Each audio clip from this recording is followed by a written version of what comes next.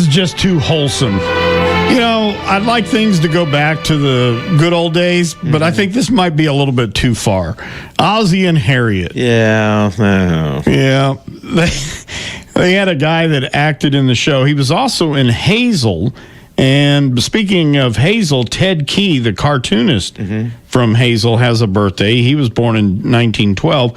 But a guy by the name of Don DeFore played Thorny in Ozzie and Harriet. I'm thinking one of the boys, let's see, you had David and Ricky Nelson. Right. I think it's one of their friends. One of their friends, probably. Yeah, he was born in 1913, but he also starred in Hazel. Passed away in 93. This is August the 25th. We'd love to hear from you, and we'll add your birthday or anniversary to the list. Yes, we'd love to hear that. You got a pretty good list going this morning. I got 5 so far. I didn't have anybody. I got like 5 or 600. I guess I'm pushing 600 Facebook friends, but you literally have the whole city. Well, it's not a lot of times by choice. People are like, oh, yeah, I know them. Oh, yeah, I forget about that. Oh, yeah, but more people friend me than I friend them. Let's put it that way. Yes. Yeah. Yeah, and I kind of have a critique that I look at. When I see the number of friends that they have that are mutual. Right. That's kind of the way I look at it. Do you look at it that way? Yeah. What's your standard? Mine is about 50. Yeah, I mean, I've got quite a few. I mean, I don't really have a certain number, but I got quite a few. I'll do that. But then every once in a while, I'll get some name that has no or one mutual friend. I was like, I don't know about that one, Andy, how many Facebook friends do you have?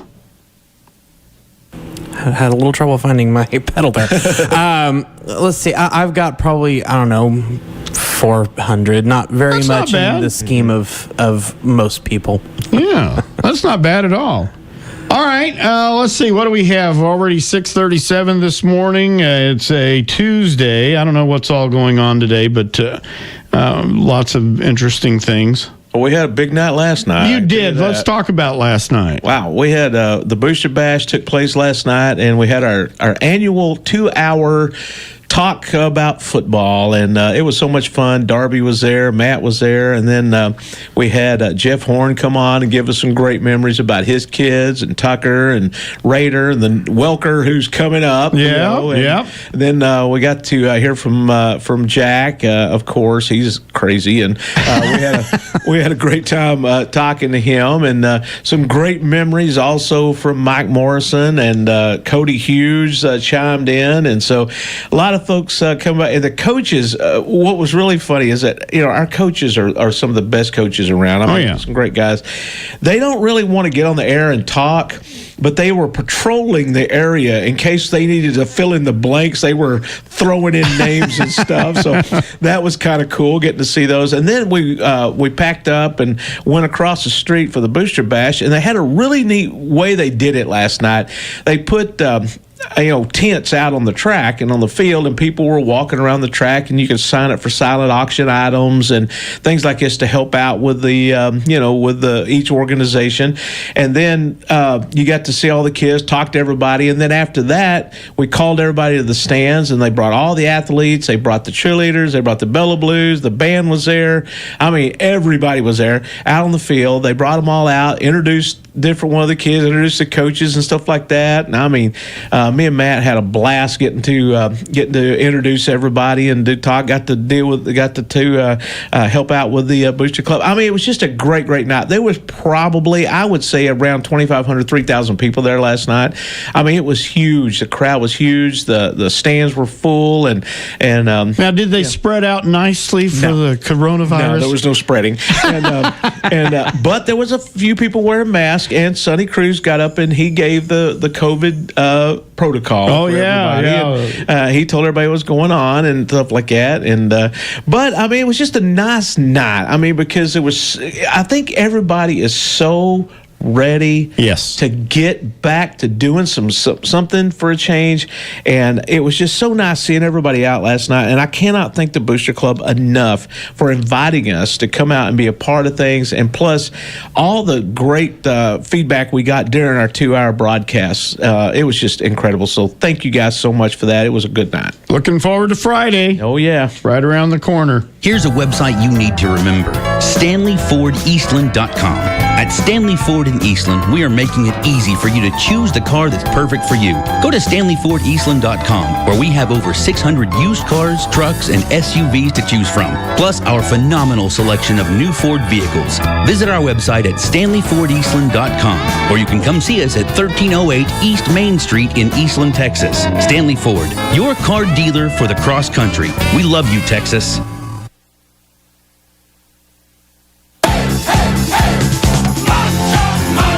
We are flexing our muscles here at Boaz on the Square. We are excited to announce 2 new additions to our men's department. Game Guard Outdoors, which is known for comfort and style, as well as their signature Texas camo. Another great product that is new for Boaz is cinch jeans and shirts, designed to make you feel good while looking good. We like to say here at Boaz for Men that we have everything from suits to boots. Make Boaz your headquarters for dress, casual, work, or play. Located on the east side of the square, Graham, Texas. Making dinner is not the time to find out that you've popped a breaker. Again! The oven, toaster, coffee pot, and that thing that chops everything is just too much for the kitchen plugs. Maybe it's time to call Star Plumbing and Electrical to get an upgrade.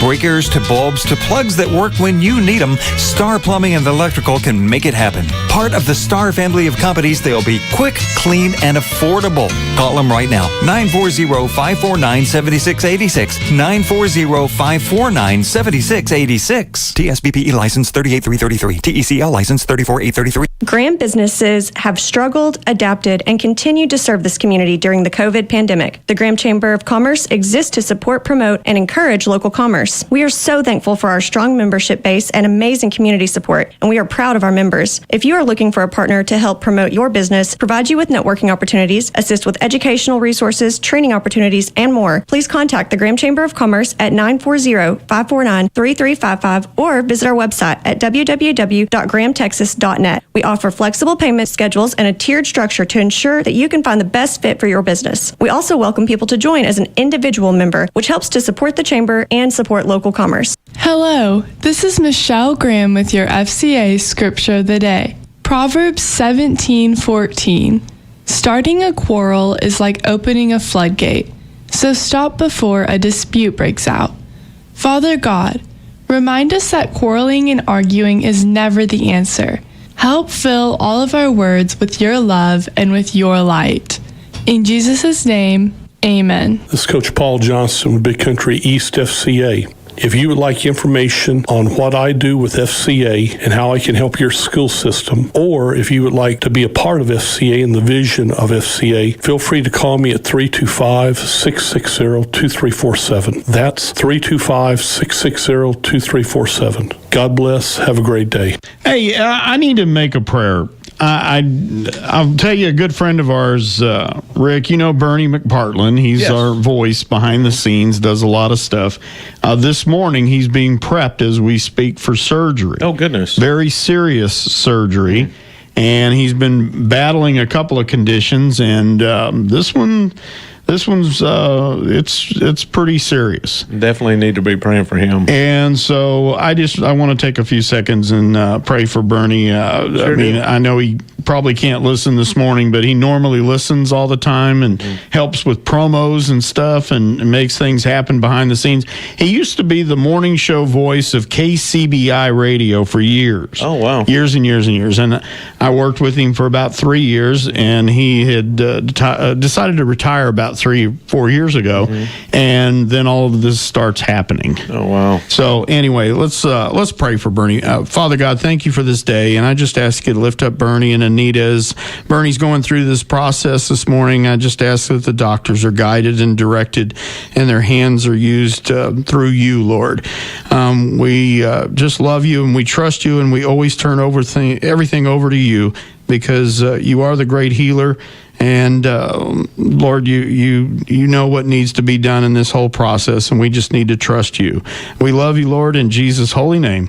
Amen. Amen. Let's do our weather forecast coming up right after this. Highsmith Automotive in Graham and Jasper Engines and Transmissions offers a cost-effective solution to your present engine or transmission troubles. Avoid a costly new car purchase or a high lease payment by putting new life into your present vehicle. Let Highsmith Automotive install a Jasper remanufactured engine or transmission with a 3-year, 100,000-mile nationwide warranty and available premium service plan. Call Highsmith Automotive today at 940-521-0294. All right, I was looking at the weather when I was printing it this morning, and no chance now on Wednesday or Thursday. I don't know if shoulder tab is still affected by all my work last Tuesday, or actually it was last Wednesday, or if the weather service is wrong. We'll see. Maybe it's on hurricane watch. It could be. That could be what the is shoulder it still easing up this way? What's the story? We've got hurricane, or I guess it's Tropical Storm Laura. Is the one that they're watching right now. It's probably going to be more East Texas and Louisiana than it is going to be coming our way, because we've got a little bit of a disturbance coming from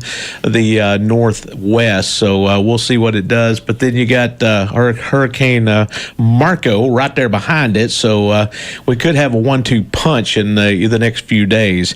Sunny and 97 today. Calm winds out of the east throughout the day. Mostly clear, low around 70 tonight with a east wind up around 10. Now for your Wednesday, we're looking at 96, but the humidity is going to be a little bit higher on Wednesday with a high around 96 and those heat indexes up around 100. And then 71 for a low on Wednesday night. Then Thursday, we're looking at sunny and 96 with those calm winds up around 5 miles an hour. So we just got a little bit of warm happening as we speak. Currently outside, we've got calm winds, the humidity at 73%. Our pressure is up this morning at 30.02.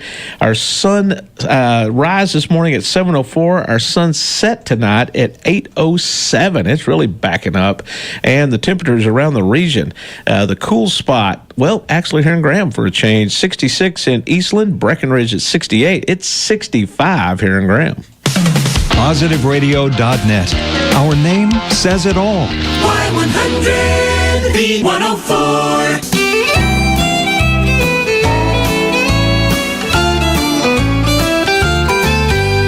Tired, frustrated, and feeling down.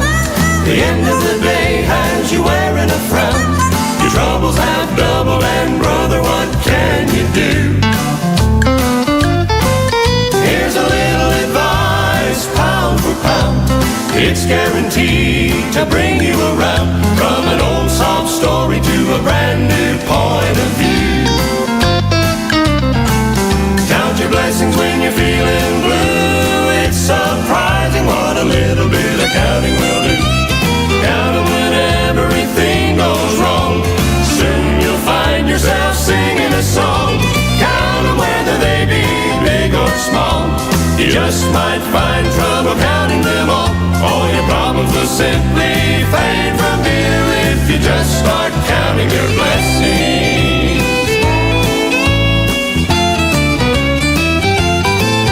Some people today will drive you insane. All they want to do is fuss and complain about who, what, when, where, how they've been done wrong for so long. Find less time to worry, more time in prayer. You have a lot less stress and a lot more hair. If you'll kneel down counting, you'll be shouting when you're back on your feet. Count your blessings when you're feeling blue. It's surprising what a little bit of counting will do. Count 'em when everything goes wrong. Soon you'll find yourself singing a song. Count 'em whether they be big or small. You just might find trouble counting them all. All your problems will simply fade from view if you just start counting. Count your blessings, name them one by one. All your problems will simply fade from view. If you just start counting your blessings.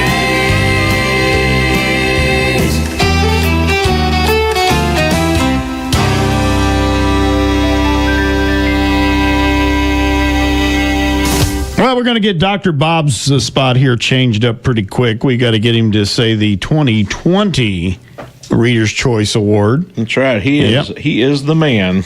He's always got traffic over there. Have you ever noticed? We go by the parking lot, and there's always parking. The parking lot's always got people in it. Well, when you're good, that's what's going to happen. Well, people don't realize that he had actually left his practice. He sold his practice in Midland, Odessa, and then came to Possum Kingdom Lake to retire, and then ended up what was originally, I think, Dr. Brown's chiropractic, Right. and then ended up coming out of semi-retirement, and it just flourished.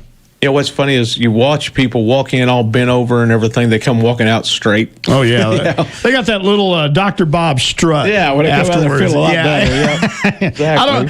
I don't know if I would come out after the TENS unit. The TENS unit, that thing. Well, basically, I've electrocuted myself to know that the TENS unit is basically electricity flowing through you in certain ways. Yeah, and they know and he knows how to channel it though. Yep. I tried to do it on my own once, and it didn't come out really well. Let the professionals do the TENS unit. Exactly. So anyway, do you have any lunch menus back there, Andrew? Yes, sir. The only one updated that I have here is Grayford's. Okay. And today is a beef and bean burrito with pinto beans, celery sticks, watermelon, and milk. That sounds pretty good. Yeah. You know what the watermelon's for, don't you? Balance out the burrito. It counteracts the effects. Well, I'm sitting there thinking burritos and beans. Good luck with that, guys. Hi, this is Dr. Bob of Hollander Chiropractic. I'm still the newest chiropractor here in Graham. Now over 30 years of experience in treating neck, low back, arm, and leg pain. Plus, I do DOT exams as well. I take same-day appointments, and I'm always available early, late, or even weekends by appointment. For affordable chiropractic care, give me a call, 940-549-9400. Or better yet, drop by 746 Elm Street across from Graham Savings. I just want to thank everyone for voting us Best Chiropractor in Graham for 2019. It's an honor, and we truly appreciate it. And remember, I've got your back. You know, guys, yesterday afternoon, I was doing some reading, and I know both of us are married, or all three of us are married, excuse me. Yeah. All three of us are married. I forget about Andrew being married. He's so young. I know. But Andrew, he is married. How old were you when you got married? 23. Oh, you were 23. Yeah. I was 29. And how about you, Andrew? How old? 22. 22. Ooh, the youngest of all of us. So he's been there. Wow. And we all know that our wives have ways of doing things. No. You know, that we don't understand how things work a lot of times. But I read this article yesterday, and I thought this was pretty cool. And I'll see if you all have been through this. How the ways that women can say no without saying no. Have you ever been in this situation? You know, how they just toy with our minds. All right. Number 10 on the list. Okay, here we go. Yeah, number 10 on the list. The way for a woman to say no without saying no is saying the words probably not. Oh, yes. Always that. Yeah, I've heard that one before, which means that's an absolute stone cold lead lock no. You're not going to get it's not going to happen. Right. Number 9 on the list was I can't talk to you right now. I'm busy. Ooh. Yeah, that's a no. That's a no. Yeah. Number 8, maybe later, always means no. Oh, that's true. Maybe later. That's a stall. Yeah, that's a stall. It means I'm not saying no right now, but I'll say no later. Right. Number 7, and Andrew, I know you've been through this. I've been through this. Tim's been through this. We all been through this. And at one time or another, the look. Oh, yeah. Oh, yeah. Absolutely. Yeah. You ever walk in and say, I got this great idea. I got this alien that I want to buy that's pointing toward the sky. And you just get that look. Yeah. It means no way, never going to happen. I want to build a radio station in Graham. The look. The look. There you go. I know. This one's another one. Let me offer you another way to think about it. Oh. You know, come in there. I want to do this. Let me give you another way to think about it. Yeah. Number 5, I'll get back to you on that. Okay. Means no. Number 4 is not right now. Which means not right never. Right. You know? Exactly. Number 3 on here is I'm saying maybe, which means no, never going to happen. Number 2, I'll think about it, which means I'm thinking no now. Right. Yeah, And right. that means no down the line. And number one, the silence. Just, whenever you say, I think this is a great idea, and you get nothing. Mm-hmm. I've been there a lot of times. I was like, did you hear me? Yeah, I heard you. But the silence and the look, The silence and the they look. could be done together. If you get that, That's that's true. a double no Yep. way. Yeah, ever. I think that's it. But those are 10 ways women say no without saying no. And so now that we as guys have gotten in on their little scheme, now we kind of know what we're up against. Now, did you ever have the little chuckle where you come up with a great idea and you hear the little chuckle? Because that was not on the I was list. trying to list, but the chuckle is kind of like, you're so cute. That's so precious. That was a good list. Yeah, I thought that was pretty funny. I used to go to high school before all the craziness started. I even did virtual school with my teachers, but it didn't go well. Then my dad discovered schoolhouseteachers.com, and now I'm homeschooling for real. I get to keep doing my core classes at my own speed. There are tons of electives my mom lets me choose from, too. It makes getting those college prep courses done so much easier. And our membership comes with free print issues of the old Schoolhouse magazine. My mom really loves that part. SchoolhouseTeachers.com has over 450 courses for all kids, even the little ones, so my little sisters have plenty to do. Can you believe that they have all of that for one low price for the entire family? What a deal! I keep telling my dad that he can use some of that money he is saving to increase my allowance. SchoolhouseTeachers.com. Every subject, every grade, every student. SchoolhouseTeachers.com. This is Toby Riddell of De La Cruz and Riddell Attorneys at Law. We are a general practice law firm serving Young and the surrounding counties. We accept clients in most areas of law and offer a free 30-minute consultation for new cases. We're members of the Graham High School Booster Club and proudly support the Steers and Lady Blues. Drop by our new office at 408 4th Street, Suite B in Graham, 940-549-5555, or visit our website at www.grahamattorney.com. Oh, I'd like to go back to that old country church. The Old Country Church, preaching the always fresh gospel. This is Pastor Scott Townley inviting you to visit Faith Baptist Church. We're located at 1700 Highway 380, just west of Dairy Queen. Sunday schools at 10 o'clock, morning worship at 11. We have an afternoon service at 2. On Wednesday evening, we meet at 6:30 in the fellowship hall to share a meal, followed by a challenge from God's Word. And we would love having a visit from you. Ken's Equipment and Custom Hose brings the best customer service and rental equipment to Graham, Texas and the Lake Country area. Give us a call at 940-580-1181. We also have a wide selection of hydraulic adapters and fittings, as well as air and garden hoses, hydraulic oils, and supplies. If you haven't been to Ken's in a while, stop by and see all the new equipment we've added. We're located at 1109 Highway 380 Bypass in Graham, or give us a call at 940-580-1181. News. I'm Chris Foster. The first night of the Republican National Convention has nearly 24 speakers praising President Trump and warning about what happens if Joe Biden's elected. They will turn our country into a socialist utopia. These radicals are not content with marching in the streets.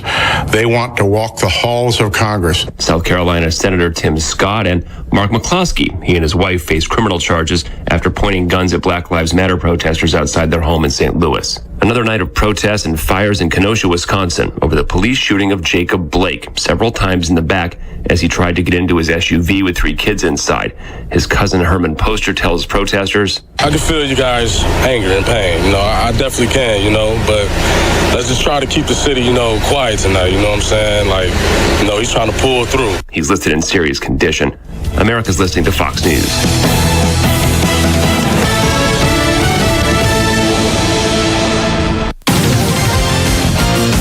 PositiveRadio.net, KBLY Newcastle, Graham, Eliasville, and KCKB, Moran, Albany.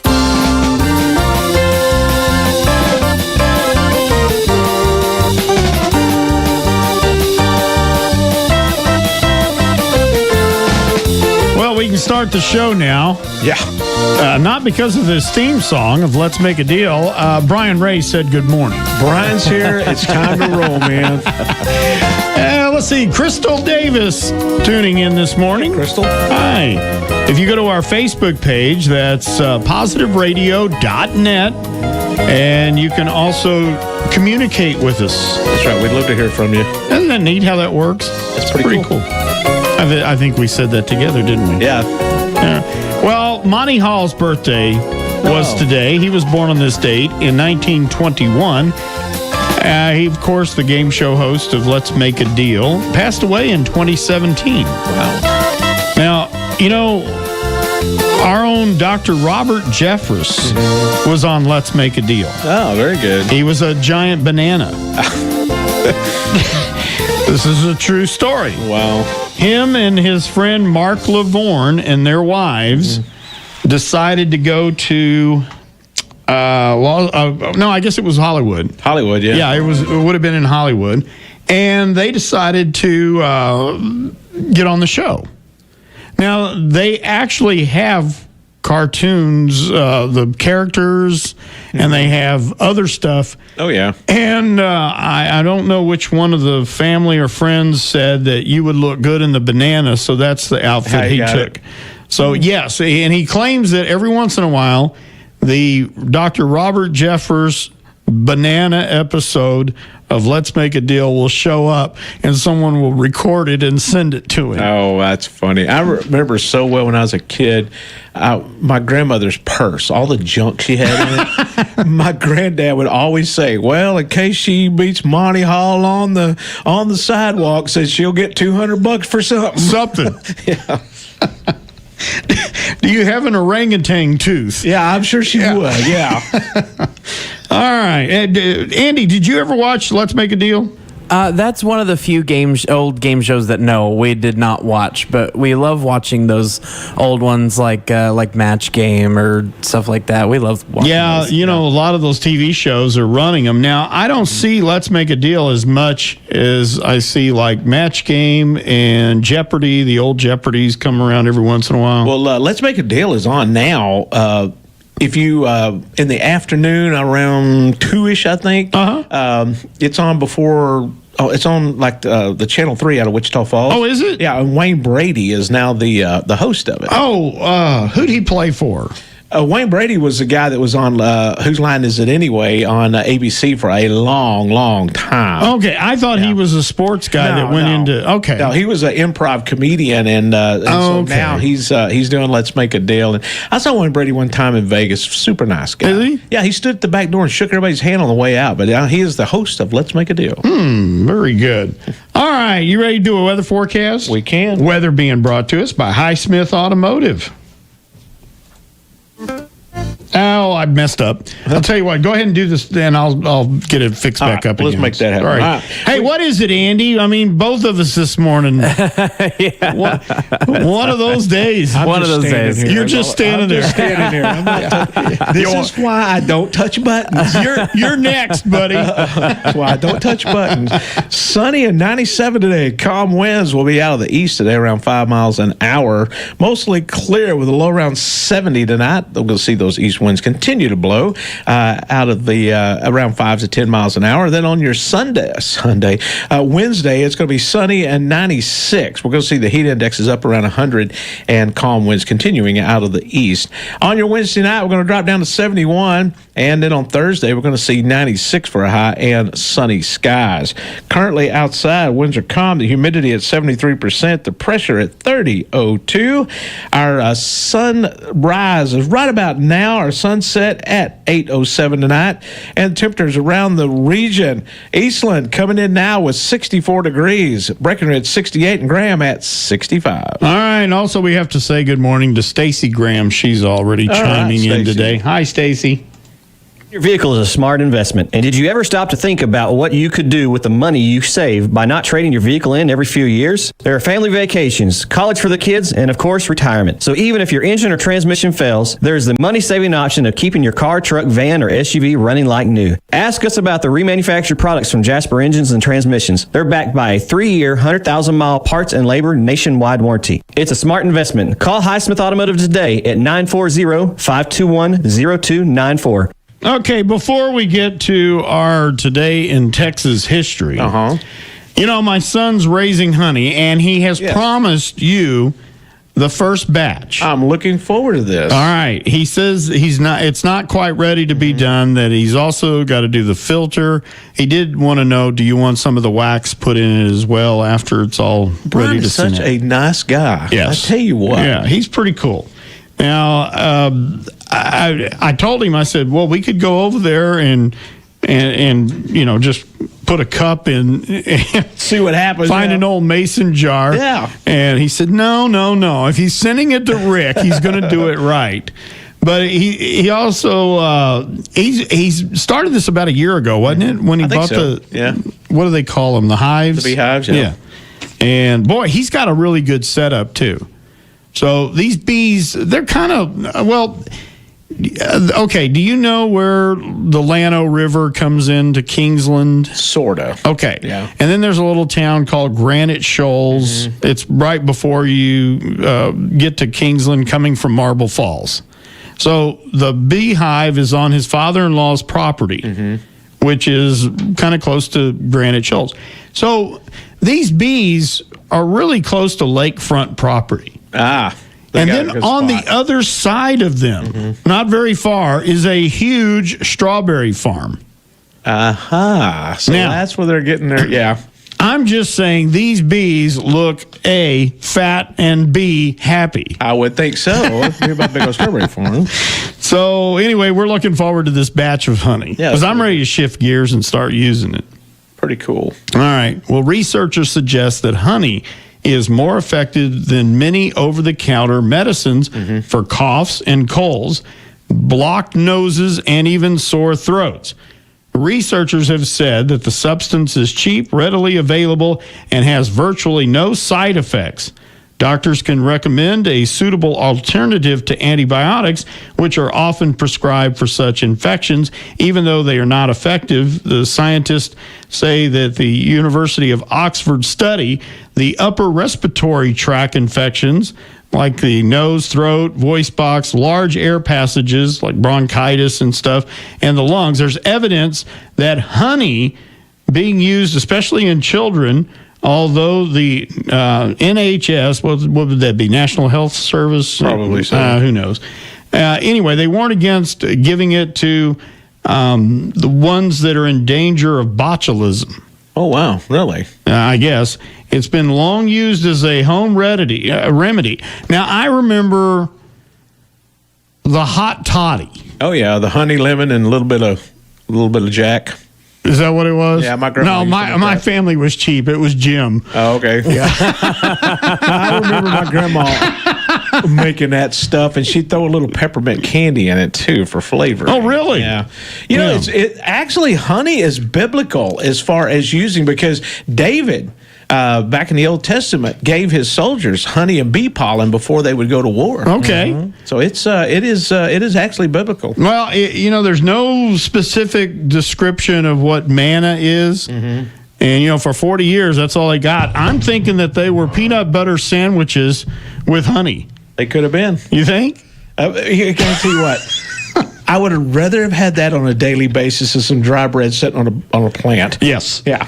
All right. Are you ready? We need to do our Today in Texas History. Yeah, we got a good one today. I just love these little tidbits about Texas that I did not know about. Yesterday we had the town that was washed away. Yeah. Today we've got one. This happened in Texas on this day in 1849. Thomas Short admitted his role in a cattle theft operation. His confession was surprisingly imaginative and vivid, given the fact that he was only 16 years old at the time. The Short family was headed by patriarch John Short. They settled near LaGrange, Texas. They were engaged in agriculture, milling, cattle trading, and controversy. They supported the Underground Railroad for runaway slaves. Okay. They repeatedly resold the slaves at intervals along the way up north, therefore assisting their escape, but making money on the sale of slaves along the way. They also had a cattle theft operation counterfeiting operation with principals in 5 different states, according to the Huntsville, Texas Banner. These operations resulted in public hanging of John's son, William, and incarceration of John's son-in-law, William Greenberry, who was also the first inmate at the Texas State Penitentiary in Huntsville. Other members of the family were implicated, but were never How would you like to tried. be remembered as number one in number Huntsville? one dude, I know. But 16-year-old Thomas was one of those that was implicated but not convicted because they said of his youth and the confession that he made against his dad, they let him go. But the whole family, I love, this is, like I say, the first guy in the Texas State Penitentiary, but they were known for agriculture, milling, cattle trading, and controversy. You think?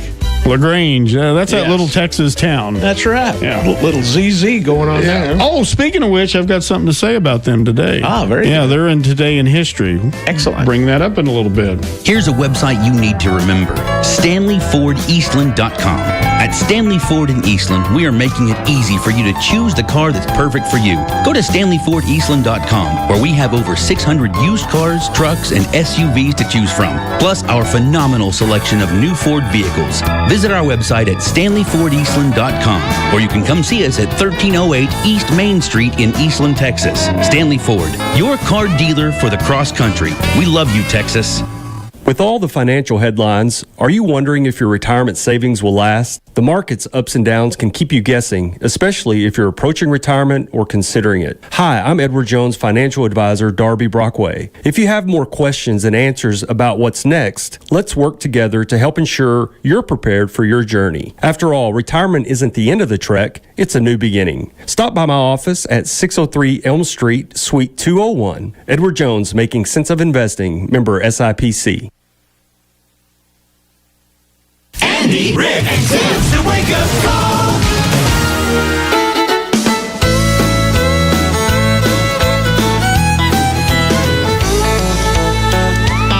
How sweet and happy seem those days of which I dream. Memory recalls them now and then, and with that rapture sweet, my weary heart will beat. If I could hear my mother pray again.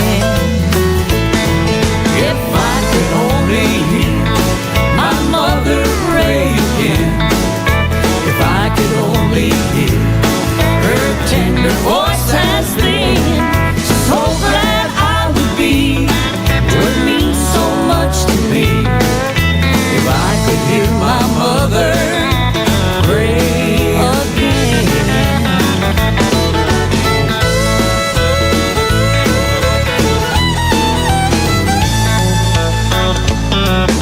Within the old home place, her patient smiling face was always spreading comfort, hope and cheer.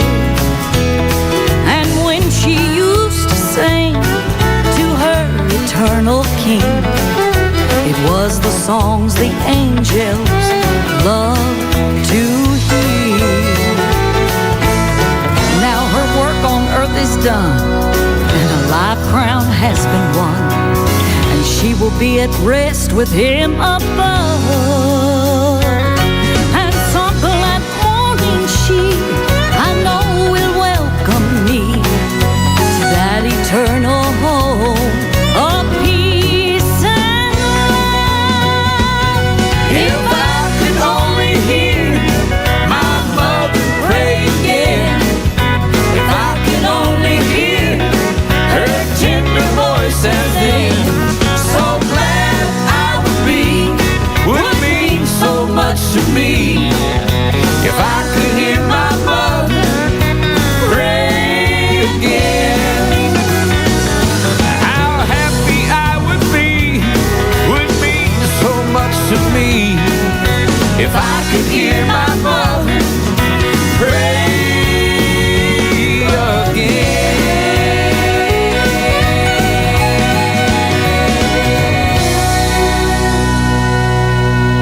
Yes, the Freemans on Y100 and B104.1 FM coming up on 7:15 on this Tuesday morning. Yep. It's just moving around rather quickly this morning. I got in here and I was ready to go, and I noticed the weather forecast. Shoulder tab may be off for the first time, but like I said, I worked really hard on Wednesday of last week.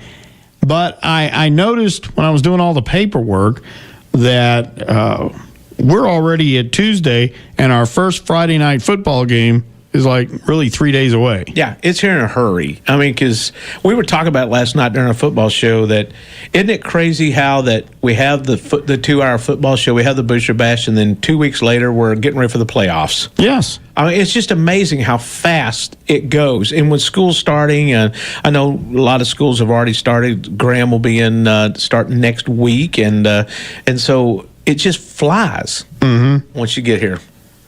Well, it seems like yesterday. I know it's been a long time on paper, but it seems like yesterday in March we were shutting everything down and everything came to a halt. I know. And so here we are. We're ready to go. We're reinventing the wheel. Exactly.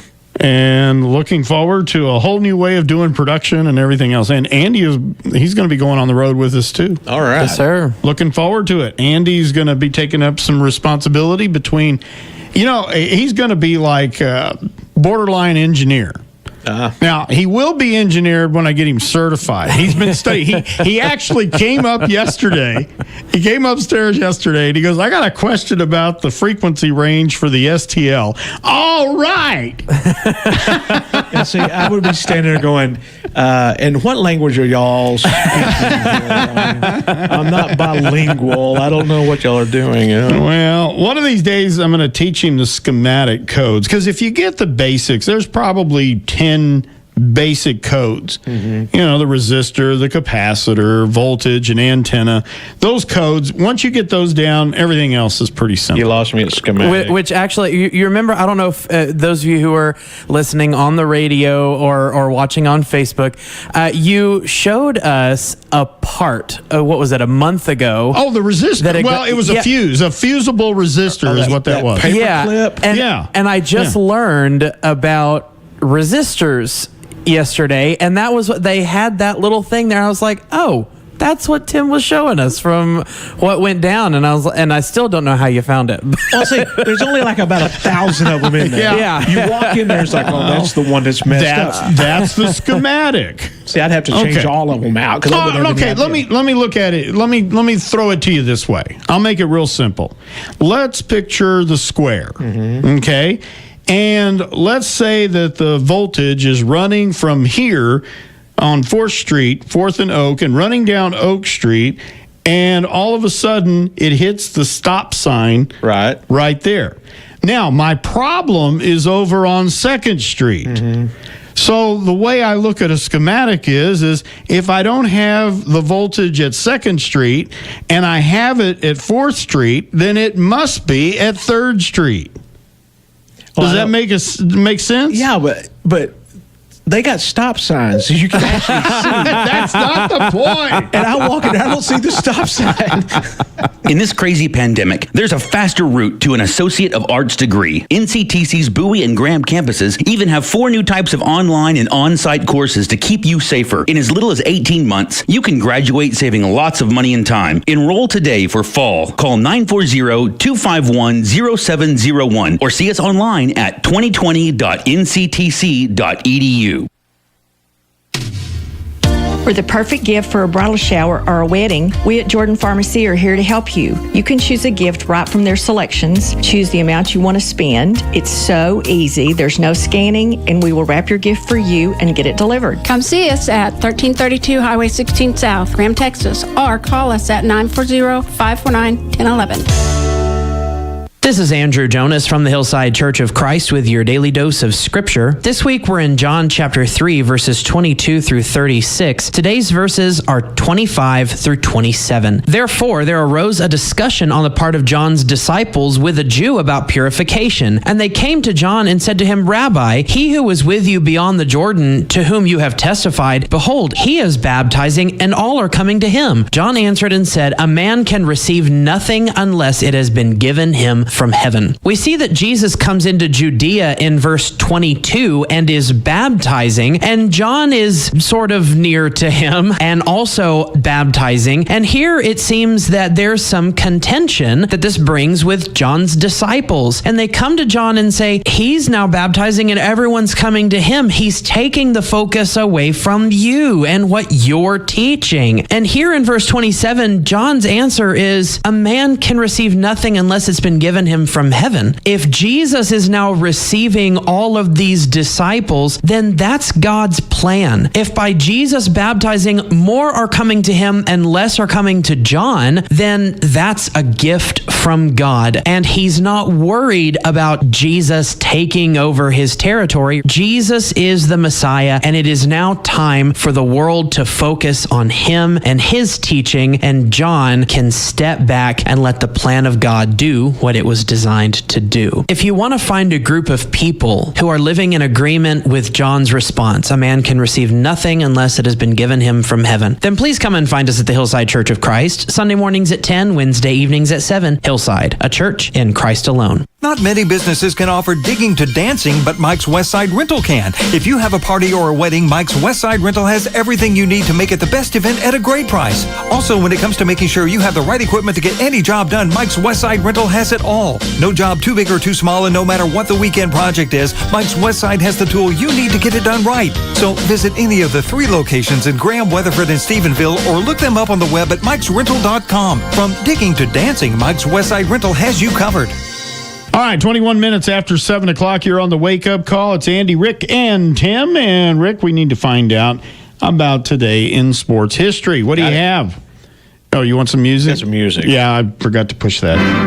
Well, it's one of those Tuesdays, isn't it? I can't do this dry. I got to have some intro. Yeah, okay. Well, it's such a great intro. To bring you the constant variety of sports. It's the wake-up call. The great Jim McKay. All right. On this day in 1920, the first woman to win an Olympic medal from America won 3 gold medals for swimming in the Belgian Olympics. Alita Biltere was the lady, and so she won 3. Very cool. On this day in 1921, I would have hated to have been standing in the batter's box against this guy. Yankee pitcher Harry Harper hit 3 batters in 1 inning, tying a record. Loaded the bases by hit batters. At this day in 1922, the Cubs beat the Phillies 26-23 in the highest scoring game in Major League history. And if you ever wondered where the names of players got their name on the back of their jerseys in football, well, you can thank the American Football League, the OAFL. On this day in 1960, they began putting players' names on the back of their jerseys. Really? It never happened up until that point. And kind of a sad day in Texas Ranger history. Yeah. On this day in 1980, Hall of Fame pitcher Fergie Jenkins was arrested for possession of drugs at Arlington Stadium. Oh, no. Yeah. So there you go. That's your day in sports history. By the way, the Stars won last night. They're up 2-0 in theirs. And your Texas Rangers won 3-2. I heard the end of that game. It was a walk-off win. Yeah, pretty cool. Yeah, that's the kind you like. Yes, definitely. Hi, this is Michelle Graham with today's community calendar. The Graham Art Guild is holding an art display at the Old Post Office Museum and Art Center from July 29th through August 29th. Hope to see you there. If you have something for the community calendar, email me info@positiveradio.net. Okay, you ready for some stats and coffee? What's the coffee today? Today is actually a called Green Mountain coffee. I don't know exactly what flavor it is, but it just tastes like coffee. How many flavors do you think you've experimented with over the years? I don't know. I love trying out anything new. I mean, that's my deal. I love trying new stuff, but there's no telling. Just hundreds. Okay. Yeah. I've got to say good morning to Gary, Abel. I think that's all on the list. All right. Try to say hello to everybody that chimes in. Glad you guys are watching and listening. Yes. All right, here we go. Some music for the stats and coffee. Did you drink anything this morning? Andy's got water again. He's got his water. Yes. Yeah, we stocked up water. And in fact, JR was kind enough to bring it in. Yes. All right. And load us up. So, yes, we have water back at the facility. Excellent. I'm gone a week, and the place just goes to heck. Yep. You know, I mean, everything rises and falls on leadership. Yeah, well, I should have stocked up the water before I left. I did forget to go last week. But anyway, stats and coffee this morning. 35% of people will never get their wisdom teeth. Isn't that great? They stay up there. That was not me. Yeah, that's a tough situation. I was going to say lucky for them. Did you get yours dug out? Oh, yeah. I had to get mine actually literally dug out early because they didn't want, I was going to get my braces off, but they said, nope, we got to do this first so that it doesn't mess up your braces work. So, Mine, I was 31. And it was brutal. That was in my 20s. Absolutely brutal. Yeah. 67% women say they've dumped a guy because he complained too much. Well, that would explain why I was dumped so often before Stacy. Maybe I learned at 29 to shut up. What are you shaking? You were shaking your head there. No, I was just laughing. I was sitting there thinking, I think that's not just you, Tim. That's everybody. All right, Brady Russian says, I could help you with that bottled water situation. That's right. Brady, that's a really good point. He could put that on the faucet here. Yeah. Because I don't know if you've noticed in downtown Graham, but it's a little different. Yeah, it's a little bit different. Yeah. Brady, we need to talk about that because we are spending a lot of money on bottled water. That complaining thing you were talking about. Did you know I read an article the other day that we have 3 complaints to every good thing we talk about? Oh, really? Yeah, so That's we're really 3 sad. to 1 on that. So, I mean, that's just life. That's not just certain people. All right, research shows that genetics could be the reason why some people seem to have a permanent spring in their step. That would be like lighting their loafers or what? That means they're happy. Okay. I'm just quoting Phil Robertson here. Genetic. Yeah. Well, when you got your girlfriend and everything, that's not nice. It's too soon. All right, don't too do soon on Phil. Yeah. Andy liked that, though. About 1/3 of us won't even leave the house without chewing gum. I've seen that. Now, I keep it in the car. I've got the little case. They've got that little plastic case for chewing gum now, and I've got that in the car. Let's see. People who slept fewer than 7 hours a night were almost 3 times more likely to come down with a cold than those who slept for 8 hours or more. yes. Well, that makes sense. Yeah, I feel like I lose more weight when I've had hours, at least 8 hours of sleep. Well, the sleep is supposed to be the body's reset button. Is that what it is? Yeah, and so if you is that like a reboot if we were computers? Right. It's like, if you don't get enough sleep, I mean, you're going to start having some situations. That's why people with sleep apnea have so many health problems. Do you ever do that? Wake up like, oh my goodness, I don't think I was breathing. No, but I've woke Sonya up a few times going, hey, going to do CPR over here. Yeah, I've done that, and Jill's woken me up frequently for not breathing. Yeah. It's a funny thought because, your mind, everything comes back to normal and you're going, that wasn't right. Yeah, what happened? All right, the older you get, the harder it is to jump. Yeah, I believe that for everything. I don't care what you do. The older you get, everything is harder. Yeah. All right, you ready for the impossible question? Yes, sir. This is a big one here. This is going to be tough. 1 in 5 people will leave the house with one of these today and never use it. A gun. Ooh, that's really good. Yeah. Let's see. What do you think? Leave the house with one and never use it. Yeah. Now, a flashlight. I will give you a hint. It has to do with working out or going to the gym. What do you think that would be? Oh. A water bottle? No. I mean, because I don't go to the gym that often, so I don't know what people take, Well, you're on the right path. The gym bag. Oh, okay. So there's your impossible question. That was really tough, too. Anyway, and our stats this morning being brought to us by Thrive Physical Therapy. And yes, Brady Russian, he's chomping at the bit. He goes, how about Thursday? All right, sounds good. You know, that's not a bad idea. I may have to get him talking, come to my house. I'm just surprised we hadn't thought of it right here. I mean, at the office, but that makes total sense. And it could hook up really nicely right under the sink and purify. I mean, yeah, that just makes a lot of sense. Yeah, Brady, you got it going, bud. You demand. I guess I should listen more closely to the commercial that he's running on the air. We listen to all of our advertisers. We do very much, but we're probably doing a case of water every. What would it be? I'm guessing once a month. Well, not even about 3 weeks. Would that be about right, Andrew? Yeah, I think so. About 3 weeks. I wonder what the pH level is on that purified water. Brady, we're going to have to have a meeting. Oh, Brady's going to have to talk this up.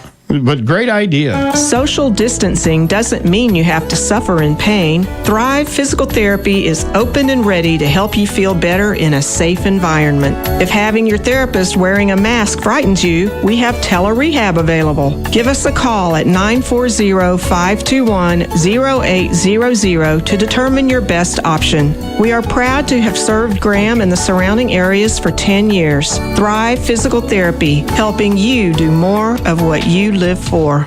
It's time now for the morning obituary report brought to us by McMillan Satterwhite Funeral Home. From helping with the service of a loved one, assisting with pre-planning for your own service, or choosing a monument to honor you or your loved one, our experienced and courteous staff will help you with compassion and integrity. At McMillan Satterwhite Funeral Home, we're always available to assist you and your family in your greatest time of need.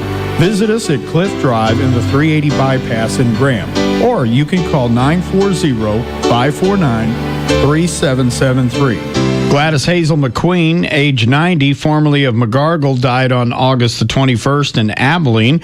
There is a visitation Tuesday evening between 5:30 and 7 p.m. That'll be at Lund Funeral Home. Graveside services will be at 10 a.m. on Wednesday, August the 26th, at the McGargle Cemetery in McGargle. Arrangements are under the direction of Lund Funeral Home. Carmen Lynn Putnam, only 11 days old, passed away on Thursday, August the 20th in Fort Worth. A graveside service will be held this morning at 10:30. That'll be at the Pioneer Cemetery under the direction of Morrison Funeral Home. And that's a look at our obituaries on positiveradio.net. This is Becky Richardson, owner and operator of Beyond Faith Hospice of Graham. When a life-limiting illness no longer responds to treatment, one option is hospice. Hospice is a special concept of care designed to provide comfort and support to patients and their families during this time. At Beyond Faith Hospice, you'll find a team of qualified caring physicians, counselors, skilled nursing, and more with services including volunteer visits and bereavement care. If you're faced with this decision, call for a free consultation today, 940-521-9915, and we'll answer any questions you might have on hospice care.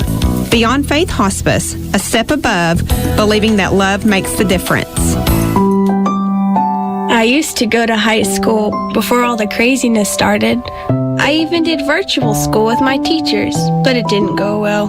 Then my dad discovered schoolhouseteachers.com, and now I'm homeschooling for real. I get to keep doing my core classes at my own speed. There are tons of electives my mom lets me choose from, too. It makes getting those college prep courses done so much easier. And our membership comes with free print issues of the old Schoolhouse magazine. My mom really loves that part. SchoolhouseTeachers.com has over 450 courses for all kids, even the little ones, so my little sisters have plenty to do. Can you believe that they have all of that for one low price for the entire family? What a deal! I keep telling my dad that he can use some of that money he is saving to increase my allowance. SchoolhouseTeachers.com. Every subject, every grade, every student. SchoolhouseTeachers.com. All right, let's see what else we have at 33 and a half minutes after 7 o'clock. We're coming up on our birthdays and anniversaries this morning. I had one other statistic I wanted to pass along, and I forgot to put it on the list. said, according to a research study, residents of New Hampshire consume more alcohol than any other state. It's almost 4 times as much as the residents of Utah. Now, that's what puzzled me, is Utah. I thought they were the great saints, that they were the ones that were so special. Well, that's all that communion wine. Is that what it is? I don't know. I wonder what kind they use at the Mormon church. I don't know. I've never been there, so I don't know. No, me neither. I can't tell you that, but I have been to Utah, though, and I was surprised at, the fact that okay, so Mormons refer to anything with caffeine or anything like that in a drink a hot drink. It doesn't mean just alcohol. It could mean anything. It can mean anything. So there's only a certain amount of water. And when I was doing a lot of contract radio engineering and stuff, I got asked to go to Utah and talk to this company because they had a bunch of sports radio stations and they were trying to fix them up. Right. And so I went out there to meet with the people, and they took me to lunch.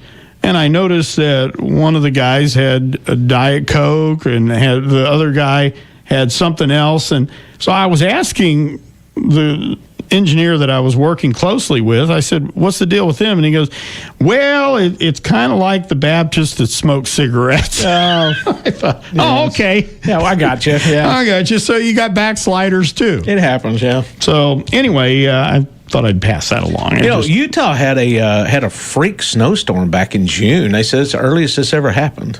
Really? Yeah, it was up in the mountains there, so I don't know what's going on. Hey, what about the 2 hurricanes in the Gulf of Mexico at the same time? Yeah, I mean, Laura come on. and Marco all coming into the Gulf. So. Just 2020 just keeps giving and giving. It just, just gets better and better. Hey, what gets better and better here is birthdays and anniversaries. They're being brought to us by Graham Healthcare and Urgent Care. Graham Healthcare and Urgent Care is a primary and urgent care facility accepting workman's comp, Medicare, Medicaid, and private insurance. They provide x-rays, lab work, DOT and school physicals, drug screening, virtual telemedicine, and even ear piercing. Graham Urgent Care, 1005 State Highway 16 South in Graham, is open Monday through Friday, 8 a.m. to 8 p.m., Saturday, 9 a.m. to 4 p.m., and Sunday from 1 p.m. to 5 p.m. Call 940-282-2512. Walk-ins and appointments are always available.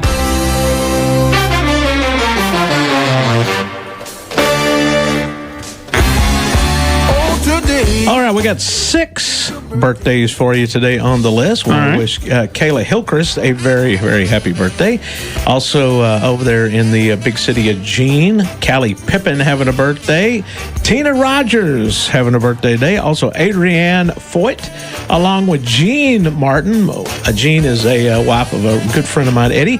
And also, I want to wish Nathan Davis a very happy birthday. So, Nathan, Jean, Adrienne, Tina, Callie, and Kaylee, a very, very happy birthday. All right, let's take a look at our list of famous birthdays today. It was rather light, not great. 1819, Alan Pinkerton. The Pinkerton Detective Agency. Oh, I was going to say, I don't remember anybody inventing the Pinkerton. All right. 1873, an industrialist by the name of John Willis. You want to guess on that? I have no idea. What are you talking about, Willis? The Willis Jeep. Oh, okay. Yeah. Gotcha. Remember, they were nicknamed the Willie. Uh-huh. Let's see, 1880. I'm sorry, I was about to say 1980. 1880, a inventor by the name of Joshua Lionel Cohen. The electric model train. Oh, okay, cool. Lionel trains. I remember those when I was a kid. 1930, Sean Connery. Oh, yes. 007. Oh, yeah, big time. 1931, just passed away just about a month ago. Yeah, right at a month ago. Regis Philbin. Oh, Regis. Oh, yeah. Yeah, Regis and Kathy Lee. You know, they said that he seriously has the world's record for the most hours on television than anybody else. Yeah, the hardest working man in TV is what they called him. 1940, I'm not a big fan. I found him very annoying. Oh, he yelled a lot. Yeah. I'm not even going to go there, but 1949, John Savage. Remember him? Oh, yeah. The deer hunter? Yeah. Yep. 1949, Gene Simmons. Boy, it ought to be a holiday for you. I'm telling you what, we probably have to listen a little extra today to Gene. I tell you, if you get a chance to read some of his books, he's a more intriguing guy than what you see on the stage. Yes. He's also got some great workout videos. Does he really? I didn't know that. I'm the other Gene Simmons, yeah. Oh, that. That's Richard Simmons. Oh, that's Richard Simmons. That's right. I'm thinking the other Gene Simmons is an actress. See, I could turn his mic off that easy. Yeah, I tell you what, I'm gonna call Gene, and I'm gonna tell him that Andrew compared him to Richard Simmons, and we're gonna see what happens. Well, I had in my brain there was another Gene Simmons, but I forgot that's an actress, an old actress. Yeah, that ain't gonna work. Okay. Our buddy William Highsmith just walked in. Well, you're talking about the Willis Jeeps. Yes. They didn't design that Jeep. They were the first to mass produce that Jeep. The Bantam boys were the ones who designed that Jeep, but they could not mass produce it for the Army. And so Willis Brothers actually got the first contract to mass produce that. Okay. Then when the war kicked off, they couldn't keep up. So guess who came in? Henry Ford. Oh, really? Henry Ford actually made just as many Jeeps as Willis did. I had no idea. I actually own one of those Ford Jeeps. It was my father-in-law's. Do you really? What year? What's it go back to? It's a 42. 42. I've seen that. They took it completely apart and put it all back together. Yeah. I didn't know all of this. My father-in-law was a World War II Jeep enthusiast. And we took a trip before he passed away to Fredericksburg and toured the Nimitz, and we learned a ton about those old World War II Jeeps. And I always thought Willis was the original ones of it too. Yeah. Well, and by the way, for clarification, it didn't say anything about inventing it. It said that he developed the Jeep for the military. Now the Bantam, I think it was Brothers, B-A-N-T. I don't know if Jim Burkett's listening. He might correct me on this. But they were the ones that had originally designed it and got it set up, and they won the first contract for the Army. Yeah. But they didn't have the capabilities to mass produce it like the Army needed. Really? And Henry Ford kind of helped. When they ship them things, did they put them in big crates? They put them together, or they come in tags? There's a whole story on this. I don't know how they did. Well, they did. They had them in crates. In fact, I shouldn't admit to this, but in the 70s, I sent money to buy a government surplus Jeep. There were ads in comic books and in all kinds of hardware books, stuff like that, even electronic, I think Popular Electronics. And it said, get a government surplus Jeep for only $50. It was all in parts? No. The Jeep was in parts, but that's not how it worked. What you were sending your $50 for was to get the book of where the auctions were happening. Oh. I got burned so bad at 16 years old, and I'm bragging to everybody at high school, I bought a Jeep for $50, but I got to put it together because they were all in the crates, because when they would ship them at one time, they would send them over in the crates and they would reassemble them wherever the place was. So somebody had a scam going of send us the $50. In fact, it was really $49.95 because that got your attention. Hey, I'll tell you something along that same line. I don't know if you remember this, back in those comic books, they also had where you could buy those M1s.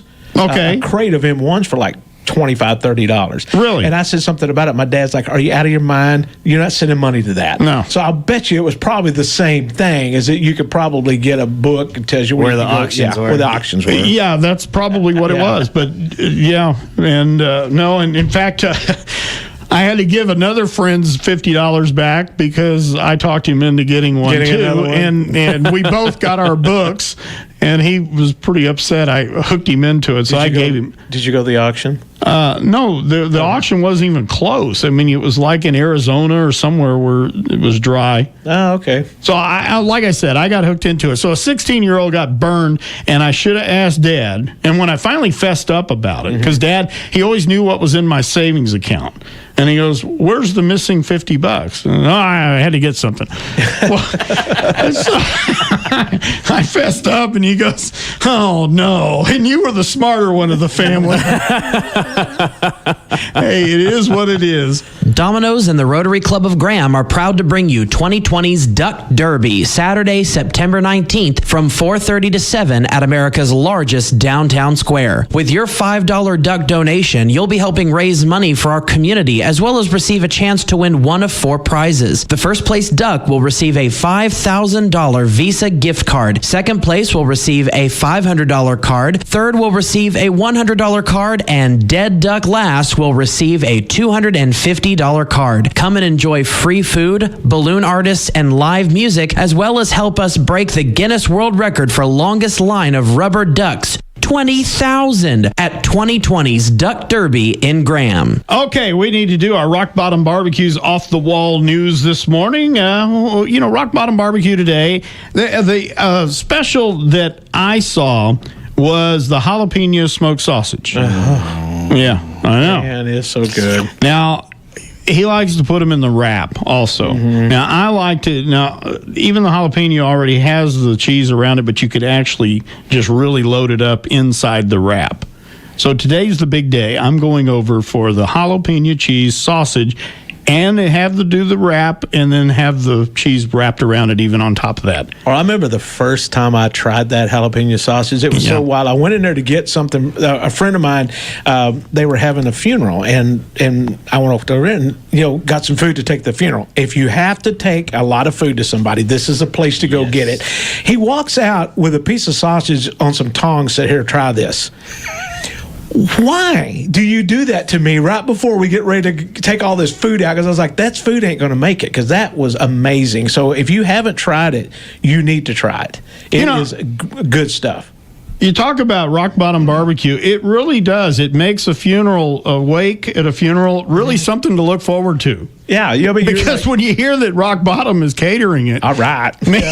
I love his bottom dwellers that he makes. That potato salad. There is nothing any better than that. And that shotgun slammer is really good too. Yeah, it is. Yes. Yep. Oh. Well, I'm going over for the jalapeno sausage wrap. I absolutely love those, and it is today. So you want to go by Rock Bottom Barbecue, 3rd Street, right across the street from the Graham Independent School Districts. You can't miss it. Just west of the square, and they're open from 11 to 2 today, so make sure you get there in time. All right. If you got to call ahead, 940-550-3000. You ready? Yes. Off the wall news.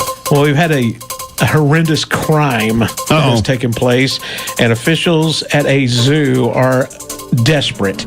A baby albino kangaroo has been stolen. Yeah. Okay, how are you going to hide this thing? It's going to be tough. Not only is it a baby kangaroo, that's hard enough, but on top of that, it's an albino one, so it's going to be easy to spot. Said the all-white kangaroo was born in July. They noticed it missing from its enclosure as the mother has been diligently seeking her child. Says that visitors Wednesday morning thought that something was up. Zoo directors say that the kangaroo is very young, unlikely to wander too far away from her mother. They brought out search dogs, could not find traces of it. They think that maybe a possibility a fox may have gotten it, but they're not too sure. But they said anyone with any information on the albino baby kangaroo theft, please give them a call. This is not a zoo I want to go to. If foxes are getting out and stealing things, what else is getting out and roaming around this place, Those foxes will eat anything. That's what I'm saying. I mean, if you're missing baby kangaroos and foxes running around, I think I'll just stay home. There's No kidding. someone else. It's Yeah. just a regular zoo out Exactly. At Lake Country Homes, people are our mission. We're committed to bring you the most affordable housing options with the small town service you deserve. Located right next to the post office in Graham, we offer over 140 floor plans built by Champion, Redmond, Clayton, and New Vision Homes. We make it easy from start to finish, utilizing in-person tours and virtual 3D home tours, allowing you to shop the way it makes you feel comfortable. Let us show you how easy the home buying process can be. Call us at 940-215-0515 and start building your dream home today. All right, I want you to finish telling this story because this was really good. Yeah, you were talking about Henry Ford having to take over the Jeep company. Now, I believe Chrysler has it now. Yeah, well, Henry Ford just went into mass producing the Jeeps for World War II because the Army needed a mass surplus of them, and Willis couldn't keep up with the demand of them. It's kind of like ventilators today. Yeah, When pretty they much. got It was overloaded, somebody yeah. else kicked in. Got it. And so Henry Ford said, yeah, I'll do it. But that Ford Jeep, what he did is he said, but my engines will be my Ford Blue, and I'm going to stamp my Ford F on all of the parts. Okay. So finding a true Ford Jeep where all the parts have the Ford F on it is kind of a unique thing to find. So this one is completely restored then? Oh, no, it's still in parts. Oh, it's still in parts? Oh. I haven't finished it. No? One of these days I will. Okay. No, I remember my grandparents getting a Jeep from 47. Now, it never made it over to World War II, but they got it specifically for their hunting lease. So it would have been one that probably was on a base or whatever, but it was military, and if I'm not mistaken, it was a Ford. It could have been. It probably was. Ford made a lot of them. That's what's kind of funny that I never even realized this until kind of looking into it. And Ford probably made. I can't remember the number, but they were probably one of the top producers of making that Jeep for the Army during the war. Very cool. Yeah, we've got one running around here in town. Mm-hmm. Yeah, it's pretty cool looking. Yes, it is. We kind of helped get it all together for Jim Burkett, and he's got one that's And what year's is? His a 45 model. Okay. But it looks like it came off the battlefield. He's got mock guns for it and Tommy guns he straps on that thing when we take it to the car show and stuff. It is so cool to see because he just lets the kids kind of crawl all over it, and they'll put helmets on and they think they're shooting the gun back there, and it's all kind of scratched up. Looks like it came off the battlefield. It's pretty cool. Hey, the way things are going right now, you might need to put some ammunition in that thing. You might need that down the line. All right, William Highsmith Automotive with our automotive tip of the week. What's up? Well, it's been a nice, cool mornings outside. Where some of the kids are starting to go back to school, I think Graham is getting ready next week. Am I correct with that? Open Door was yesterday. Open Door was yesterday, and Newcastle's already in school. I'm not sure about Olney. I know Bryson's back. Olney started yesterday. Yesterday, okay. So kids are getting back to school. I noticed this morning when I got up, it's nice and cool outside. It felt really good. So we're starting to see that fall slightly come in. We're still going to have those super hot days in the evenings, in the afternoons, but nice, cool in the morning. So I want to talk about your antifreeze and checking that coolant system in your vehicle, making sure that thing is ready to protect your engine when it's cool, and making sure it's ready to protect it in those 100 degrees that we get in the afternoons, because we still have that really big swing of temperature-wise. So one of the things with that is checking the freezing levels and then checking your actual pH levels of your antifreeze. If you have a question with that, bring it by the shop. We're more than happy to check that out and make sure that coolant system is good, protecting your engine through those extreme weather changes that we see this time of year. All right. Is there a time limit? Like, okay, should you do it every year? Should you do it every certain miles? Or does a color change? Well, there's so many different types out there nowadays. 20, 30 years ago, we changed it every year. Right. it's actually changed a lot more. Kind of my recommendation is between 30 to 50,000 miles. Okay. Is kind of the average timeline of when you need to be looking at that on changing that out and flushing that coolant system out. To make sure that it's all good to go. You kind of develop a scaly substance in there that will block some of the flow of your pores through the radiator, through your heater core, and different things like that. And so running some chemicals in there and flushing that out is really good to do. So I guess 50,000 miles, you would say between 3 to 5 years. Okay. Is the average timeline of doing something like that. Yeah, that's a lot longer than I remember, because I remember at the beginning of every winter, Dad would do the antifreeze in the vehicles. Yeah, I remember that well, because my dad would come out there and said, "Put that in a bowl, but don't let the dog drink it." Yes. I remember hearing that all the time. Well, it depends on what the dog chewed up. Unless it was the neighbor's dog that barks all the time. Yeah, exactly. Got some Gatorade for you. William, thank you so much. William Highsmith Automotive. Tell Allie we said hello. She's obviously in school. She's in school. I dropped her off before I came over here. All right. Well, we miss her. She gives us such great updates through the summer. It's a lot of fun.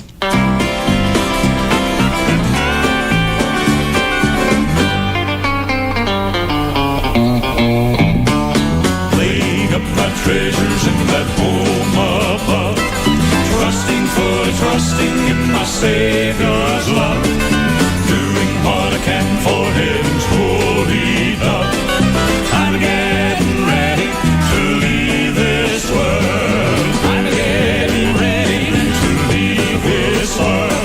I'm getting ready for the gates of hell, keeping my record right, watching both day and night. I'm getting ready to leave this world.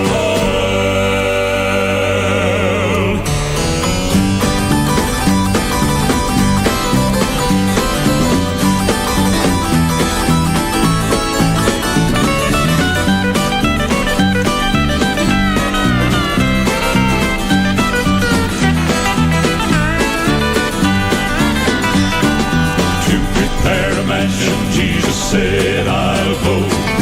If it were not true, I would have told you so. Just a little while to linger here below. I'm getting ready to leave this world. I'm getting ready to leave this world. I'm getting ready for the gates of hell, keeping my record right, watching both day and night. I'm getting ready to leave this world. I'm getting ready to leave this world. I'm getting ready for the gates of hell, keeping my record right, watching both day and night. I'm getting ready to leave this world.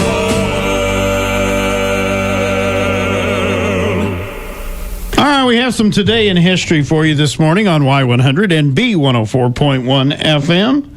I found that ad, by the way. You found it? I found it. I went on the internet and I looked up the ad for $50 government surplus Jeeps. Mm-hmm.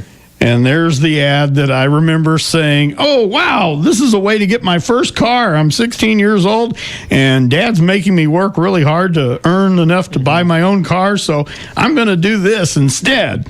And did you read the fine print? No. Okay. No. That's like the terms and conditions on things. Nobody ever looks at that. Just hit yes. Yeah. So for $50, it was the booklet. Yes. So you could find out where the auctions were. And the average crate Jeep that was at an auction back in those days in the 70s went for around $1,500. That's not bad. But it was very rare that they did the auctions. And then they always had these government contractor types that would buy like a whole lot. Yeah, a bunch of them at once, Yep. All right, Today in History. Oh, we need our little open here. I completely forgot about Dr. McGraw. We can't do that. He gets his check every week. Today in History. All right, 1718, hundreds of French colonists arrive in Louisiana. Some of them settling in New Orleans. What? Cajuns. Cajuns? Yeah. Yes. They needed to learn indoor plumbing. They learn a lot of things. Yes. What shoes look like, how to talk, what to eat. I mean, there's a lot of stuff. Now be careful. Hey, I live down there. I know. Okay. For a fact, people in Louisiana will eat stuff most people won't step in. Yep. Our good friend Randy Canton's always I know, listening. but Okay, still. just making sure. 1822, William Herschel discovers Uranus. Yeah. Now, you and I grew up with it called something else. Yeah, exactly. Yes. He dies at the age of 85. So it was good. He discovered something and didn't name it correctly. 1875, Captain Matthew Webb becomes the first person to swim across the English Channel, traveling from Dover, England to Calais, France.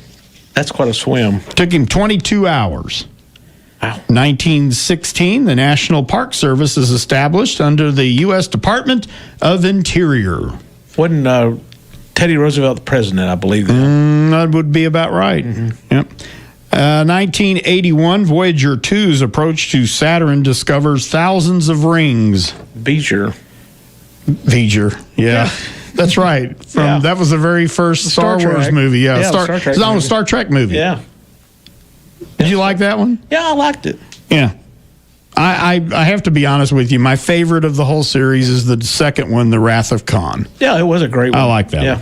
1984, Truman Capote, author of In Cold Blood, is found dead at his Los Angeles home at the age of 59. Weirdo.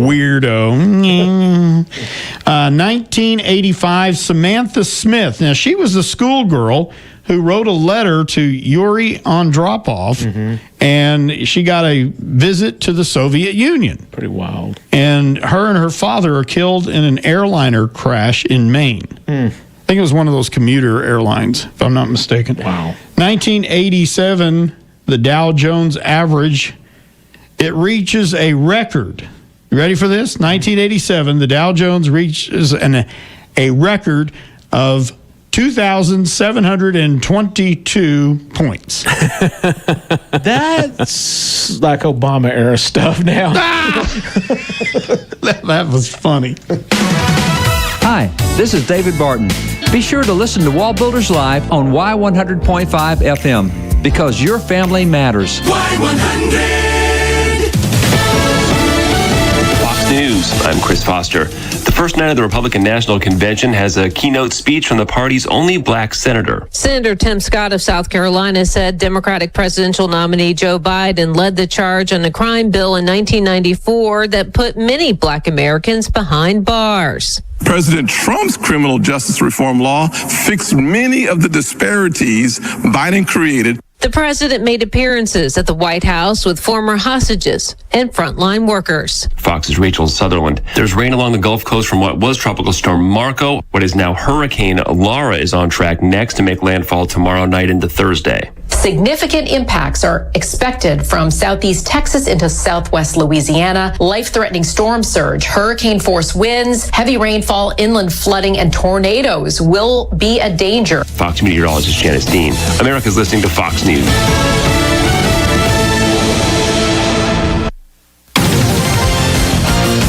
PositiveRadio.net, KBLY Newcastle, Graham, Possum Kingdom Lake, and KCKB Moran, Breckenridge.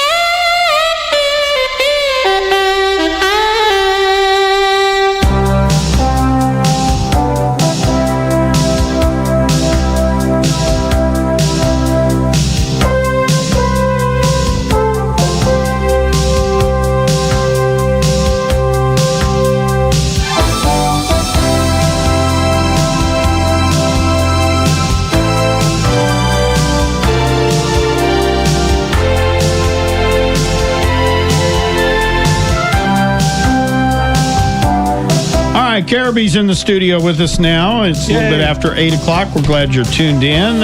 Did you ever watch L.A. Law? No. No? Now, Rick's been to the set of L.A. Law. That's right. Well, the actor Blair Underwood, he played Jonathan in L.A. Law. He was born on this date, 1964. I couldn't believe he was this old, 56 years old. He didn't look like it when he was on the show. No. So anyway, yeah, that was one of my favorite. I had one of those music machines like you have, Right. the DJ thing, and I had one of those in San Antonio, and I would purposely not take any bookings on Thursday night when it was the regular Watch run that. of LA Law. I loved it. It was just a great series. Yeah, it's a good show. It was good stuff. So anyway, how about you, Andrew? Do you even know what LA Law was? I do, but I've never watched the You never show. watched? Same here, Andrew. Same here. Oh, you kids. I know. Oh, I'll tell you what. Hey, Caribbean and I had a lot of fun without the adults around on Friday. We did. Really? That's what we kept calling it. None of the adults were. None of the adults I just were got there. the dad look. You're not in here. I just got the, what did you do? What? Yeah. Do I need to go back and watch the videos? You know, there's a permanent record, Rick, out there in the world somewhere. Oh, I've got one. I've got 3 or 4 permanent records. There's the one up at Graham High School right now. I promise you'll find up there. And you're so fondly thought of by Bromwin. Oh, it's not just Miss Cho. I was just about to say the same thing. There are many others up there that could probably it's not that it was just that I didn't understand the system. And I was always saying, okay, we need to find a better way to do things around here. And the teachers didn't see it the way I saw it. It can be frowned upon. Yes. It was very much frowned upon. Did you ever have a teacher that hated your guts that wasn't even your teacher? I had a teacher that didn't like my dad. Okay. Because she had him in school. And then when I carry over. Yeah, and when I come that along, happened to my brother. Yeah, when I come along, and everybody knows that has went to Graham High School back in the 70s, all knows Miss Jones. Miss Jones, I mean, I would be walking through the hallway, and she would pop me with a yardstick because just for walking the wrong way, huh? Well, because she knew that I had done something, and she wasn't around to do something about it. You had it coming. Yeah. Yeah. But yeah, everybody knows Miss Jones. I mean, it was shirt tails, haircuts. It was your shoes you were wearing, the way your pants weren't pressed. I mean, it was stuff like that all the time. And she was always telling me, my dad said, your dad was a gangster. I remember hearing that all the time. Your dad was a bad guy. You know, my dad... Golly. And my dad, it was so funny. He just, was it true? No. He was just one of those guys that he was quiet. Yeah. But he was always, if there was some kind of problem or some kind of situation going on, he was always in the area. Oh, I got you. You know, Yeah. and so whenever they would call in that group of guys to yell at, you've been there, done that. I mean, yeah. Yeah, they call that group of guys. Well, they was like, okay, Edwards and da-da-da-da-da-da-da, and they start calling everybody in, and that's what, she just associated me with that same situation. Yeah. My brother was 5 years behind me. And he got fallout, especially from Miss Cooper. She looks at him, and there's a little bit of resemblance. She looks at him, and she goes, you can't be Tim Walker's brother. And he kind of nodded, and she goes, okay, I'm not putting up with any of your crap. Well, he's totally opposite. Right. He was a good guy. So, yeah, the fallout, it's amazing what these teachers can remember. I know, it's funny because, I mean, Miss Jones is really the only one up there. I mean, and there was another teacher, oh my gosh, Miss Maxwell. She was the typing teacher. Yeah. And she could not stand my presence. And Sonia, my wife, was her star student because Sonia went to state competitions in typing. I mean, she typed like 1 billion words a minute. And it was so funny when she found out that we were dating and then we got engaged. Miss Maxwell tried to talk Sonia out of marrying me because she said she didn't want to mess up the typing gene. Oh, boy. Yeah. So, I mean, there's another one. But Miss Maxwell, but my buddy Jeff Dake, who's on here a lot. Yeah, Jeff, I see him popping in. Me and Jeff, and there was another guy named Tony, we three caused so much problems in that class. I mean, all the time was something. Was this Tony later police chief? No, it was a different Tony. I could tell you some stories about Tony Wider, though. I could tell you some funny. That bunch, what, 81, right? Yeah, 81. But Jeff. I mean, it was so funny the things we did. But yeah, I mean, Miss Maxwell, Miss Jones, they did not like me at all. Jeremy, how were you in school? I was good. Okay. Yeah, I was good until probably high school, like my senior year, and I was kind of over it. But I never got in trouble. I mean, really, teachers liked me. Yes. See, I got in trouble with see, my parents, You had but a not. reputation of being good, so they gave you the benefit Right. of the doubt. Yeah. You have to be good a certain number of years, and then you're off the hook. But if you're bad, then even if you get off the hook your senior year, you try to behave. Yeah. They still don't want to hear it. I walked in with a black cloud my freshman year, and it never stopped. Yeah.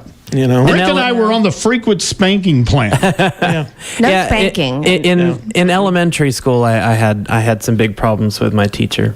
Did you really? Yeah. But your mom had It was to your come mom, right? Yeah. My mom had to beat me a couple times. All right. How old were you when you went to regular public school? Me and my sisters, we all started going to public school in 6th grade. Okay. So we were booted out of the house. Yeah, that's not bad. No, it was actually really good. Yeah, for us. okay. So you got junior high and high school experience. Yeah, and then when we actually went to school in public school, we actually did pretty well. The only reason I got in trouble was I was never all that great about getting my homework done, but otherwise I didn't really get in trouble. Really? Yeah. Nah, I would have seen you as a little more because you're a minister's kid. Well, okay, so there's sort of this stereotype that is understandable and honestly acceptable that preachers' kids or ministers' kids, pastors' kids, whatever you want to call them, you either have the goody two shoes or you have the complete rebels. But there are a few of us that are actually relatively normal. No kidding. That relatively is in all caps and underlined and with lots of sarcasm around it. But relatively normal. We don't really go full rebel, but we're also not like we still got in trouble every now and then. I got one normal and one completely abnormal. And everybody knows what we're talking about. I know what you mean. Yeah.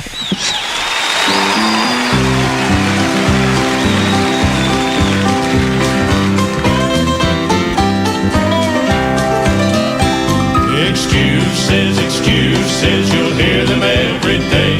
Now the devil, he'll supply them if from church you stay away. When people come to know the Lord, the devil always loses. So to keep them folks away from church, he offers them excuses. In the summer it's too hot, and in the winter it's too cold. In the springtime, when the weather's just right, you find someplace else to go. Well, it's up to the mountains or down to the beach or to visit some old friend. Or just to stay home and kind of relax and hope some of the kin folks will start dropping in. Well, the church benches are too hard, and that choir sings way too loud. Boy, you know how nervous you get when you're sitting in a great big crowd. The doctor told you, now you better watch them crowds. They'll set you back. But you go to that old ball game because you say it helps you to relax.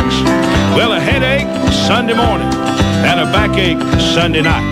But by work time Monday morning, you're feeling quite all right. While one of the children has a cold, pneumonia do you suppose? Why the whole family had to stay home Just to blow that poor kid's nose. Excuses, you'll hear them every day. Now the devil, he'll supply them if from church you stay away. When people come to know the Lord, the devil always loses. So to keep them folks away from church, he offers them excuses. Well, the preacher, he's too young, and maybe he's too old. The sermons, they're not hard enough, and maybe they're too bold. His voice is much too quiet like. Sometimes it gets too loud. He needs to have more dignity, or else he's way too proud. Well, the sermons, they're too long, and maybe they're too short. He ought to preach the word with dignity instead of stomp and snort. Well, that preacher we've got must be the world's most stuck-up man. While one of the ladies told me the other day, but he didn't even shake my hand. Excuses, you'll hear them every day. Now the devil, he'll supply them if from church you stay away. When people come to know the Lord, the devil always loses. So to keep them folks away from church, he offers them excuses. So to keep them folks away from church, he offers them excuses.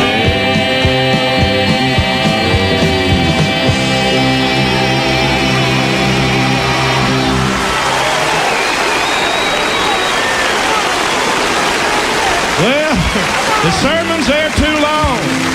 Maybe they're too short. They ought to preach the word with dignity instead of stomp and snort. Well, that preacher we've got must be the world's most stuck-up man. Well, one of the ladies told me the other day, excuses, you'll hear them every day. Now the devil, he'll supply them if from church you stay away. When people come to know the Lord, the devil always loses. So to keep them folks away from church, he offers them excuses. So to keep them folks away from church, he offers them excuses.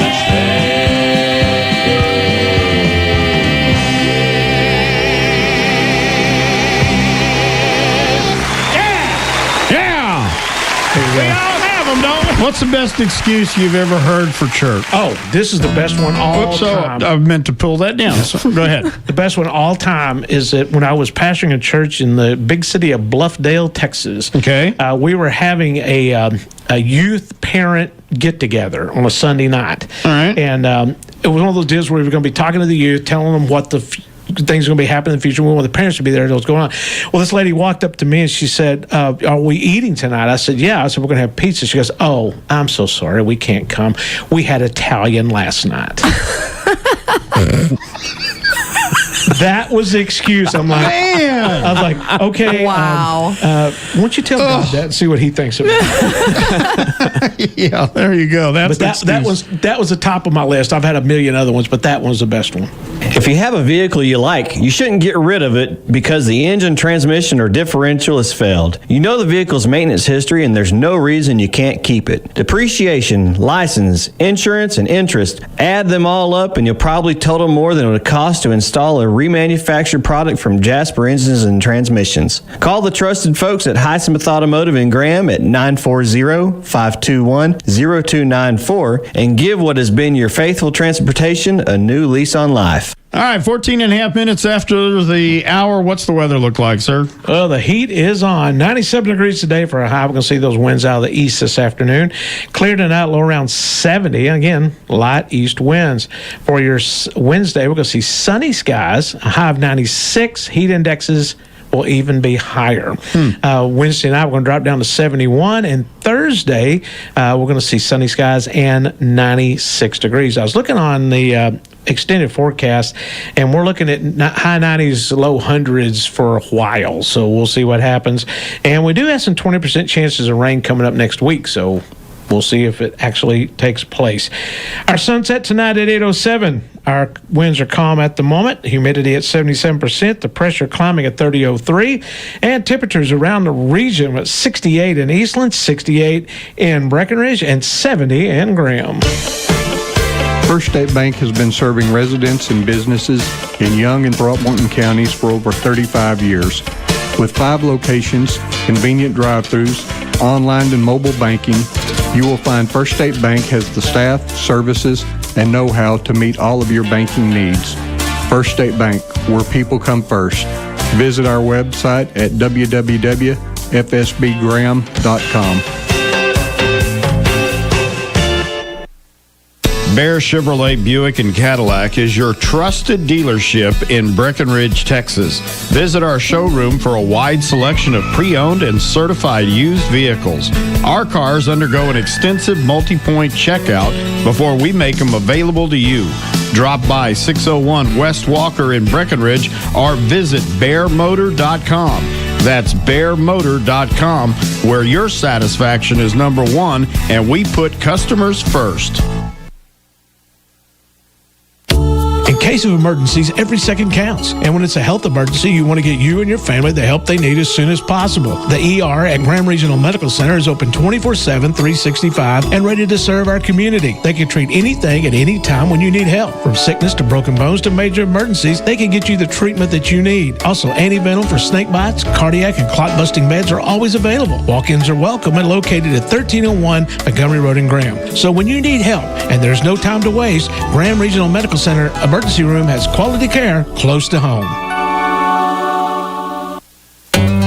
Hi, this is Kerry Anderson, pastor of the Cowboy Church of Young County, located in Graham at 237 West Industrial Boulevard.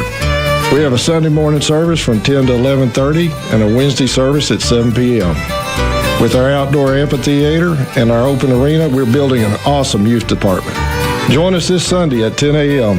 or check out our daily Bible studies on Facebook at Cowboy Church of Young County. Welcome home.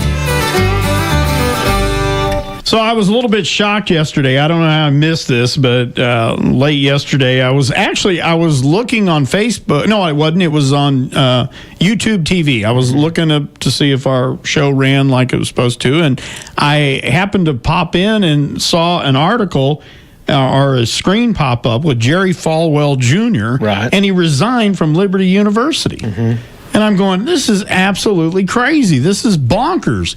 And I'm sitting here going, what is going on here? And I read the article, and boy, you talk about, you never saw that one coming. No, he was trying to cover up some stuff for his wife. Right. His wife made some bad decisions, and he went about it terribly. He's been on administrative leave since August the 7th, I believe, is whenever it happened. He was, and so, you know, I'm sure his board of directors and regents and all that stuff at the college, like, dude, better off if you probably, move on down the line. Yeah, especially when you've got your neck stuck out that far. Yeah, and when you're in the position that he's in, I mean, you know, his dad was the head of the moral majority, Christian University, all that kind of stuff. I mean, yeah, you know, the people in charge, they did the right thing. I know. Yeah. They exactly. I think they've handled it well, and I hope that Liberty University, who's been on a really great roll, you know, my sister-in-law just got her master's degree through Liberty University. So, you know, there's some great things coming out of there. They just need to clean it up. But I was shocked. But one thing we as people need to always remember, we all mess up. We all do things that are wrong, and we all need to forgive. And hopefully this will help him out, and maybe he'll be better for it.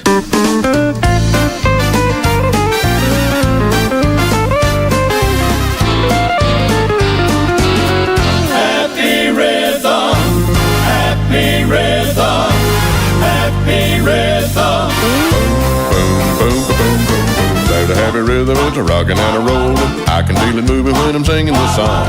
What a thrilling feeling moving on and never stopping. Deeper than my heart, it keeps a rollin' and a rockin', rockin' and a rollin' and a rollin' and a rockin' and a happy rhythm in my soul. There's music ringing deep within my soul. I can feel it bubble, I can feel it roll. When I get the feeling that I wanna shout, makes me feel so good I wanna move about. Problems I can never be a single out. I can feel it, happy rhythm. There's a happy rhythm, it's a rockin' and a rollin'. I can feel it moving when I'm singing this song. What a thrilling feeling moving on and never stopping. Deeper than my heart, it keeps a rollin' and a rockin', rockin' and a rollin' and a rollin' and a rockin' and a happy rhythm in my soul. Brother, let me tell you how it feels. Tell you about a feeling that I know is real. Brother, let me tell you how the glory rolls. Tell you how it bubbles in my happy soul. Happiness is free, it's never bought or sold. I can feel it, happy rhythm. Happy rhythm, happy rhythm, happy rhythm in my soul. I've got rhythm, I've got rhythm, rhythm in my soul.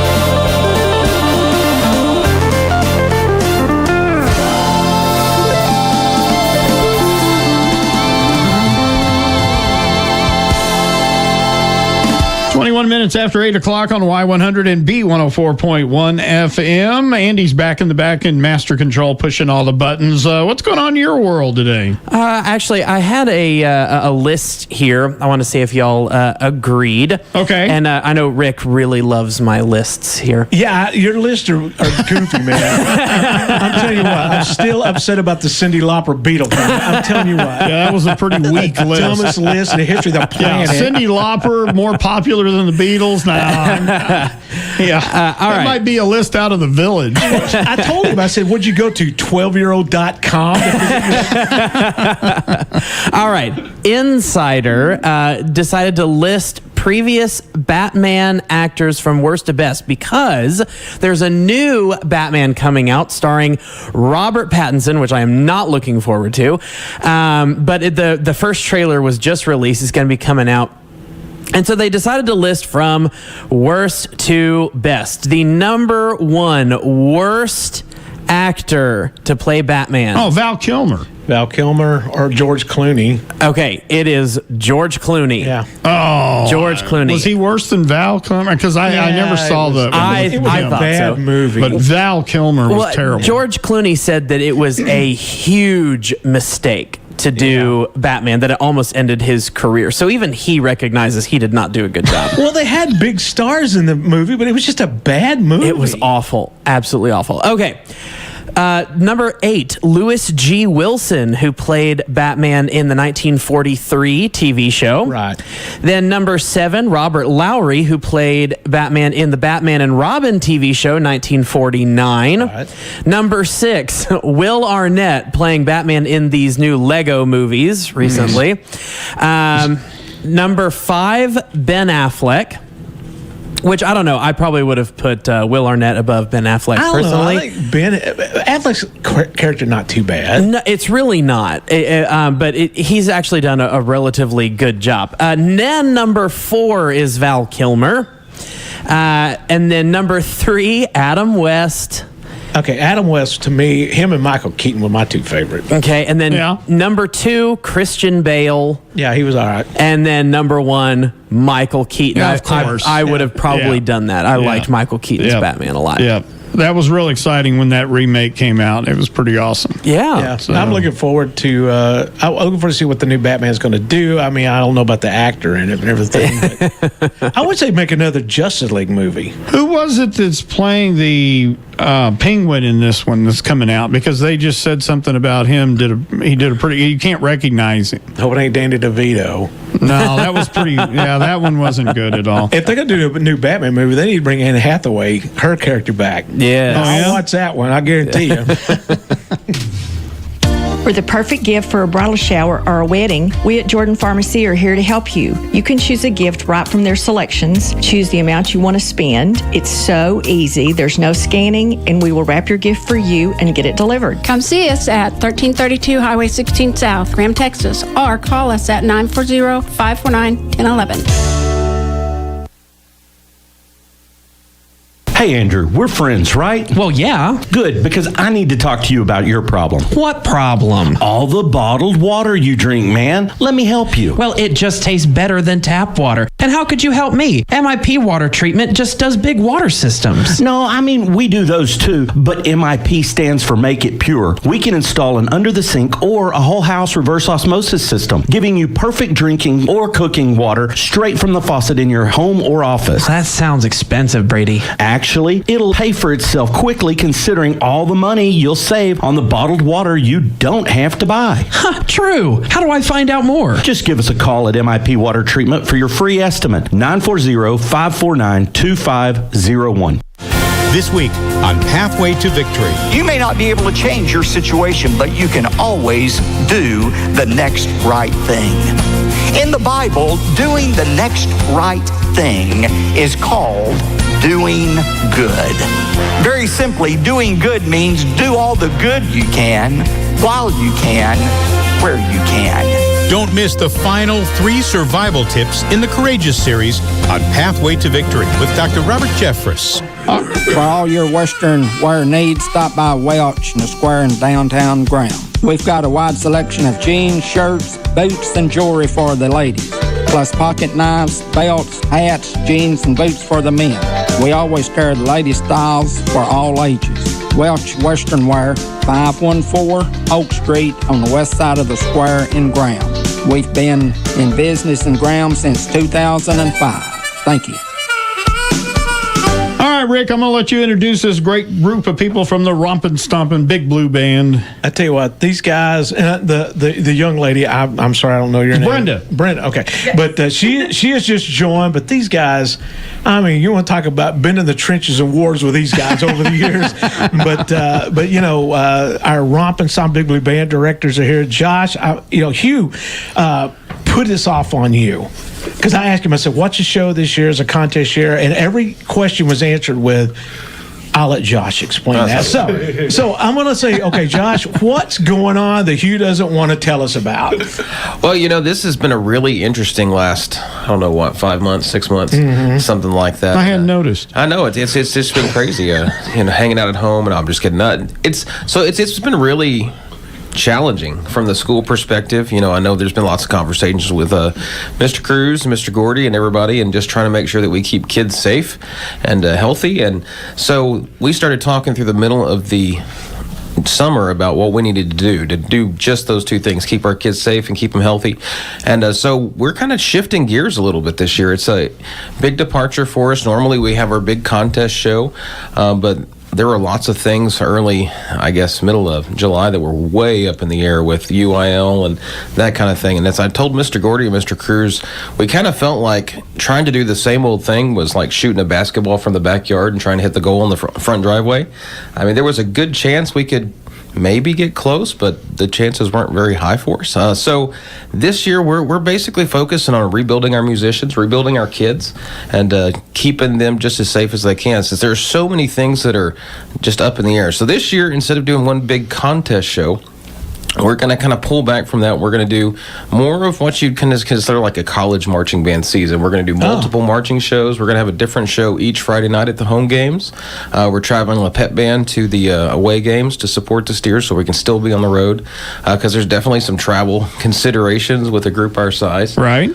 Trying to get them all spaced out and safe on a bus. So it's going to be a really interesting season, but so far it's been great. The kids are working hard. We're having a great time, and it's kind of been an interesting change of pace for us. I think this has been the most, I don't know if relaxed is the right word, but it's just different. Everything this fall so far has been different, and the kids have really responded well. The other night I was doing my walk around the school, and I saw you guys out there, and I saw a lot of back and forth marching lines and things like this. It's pretty old school, what I call back in the 60s and 70s kind of stuff.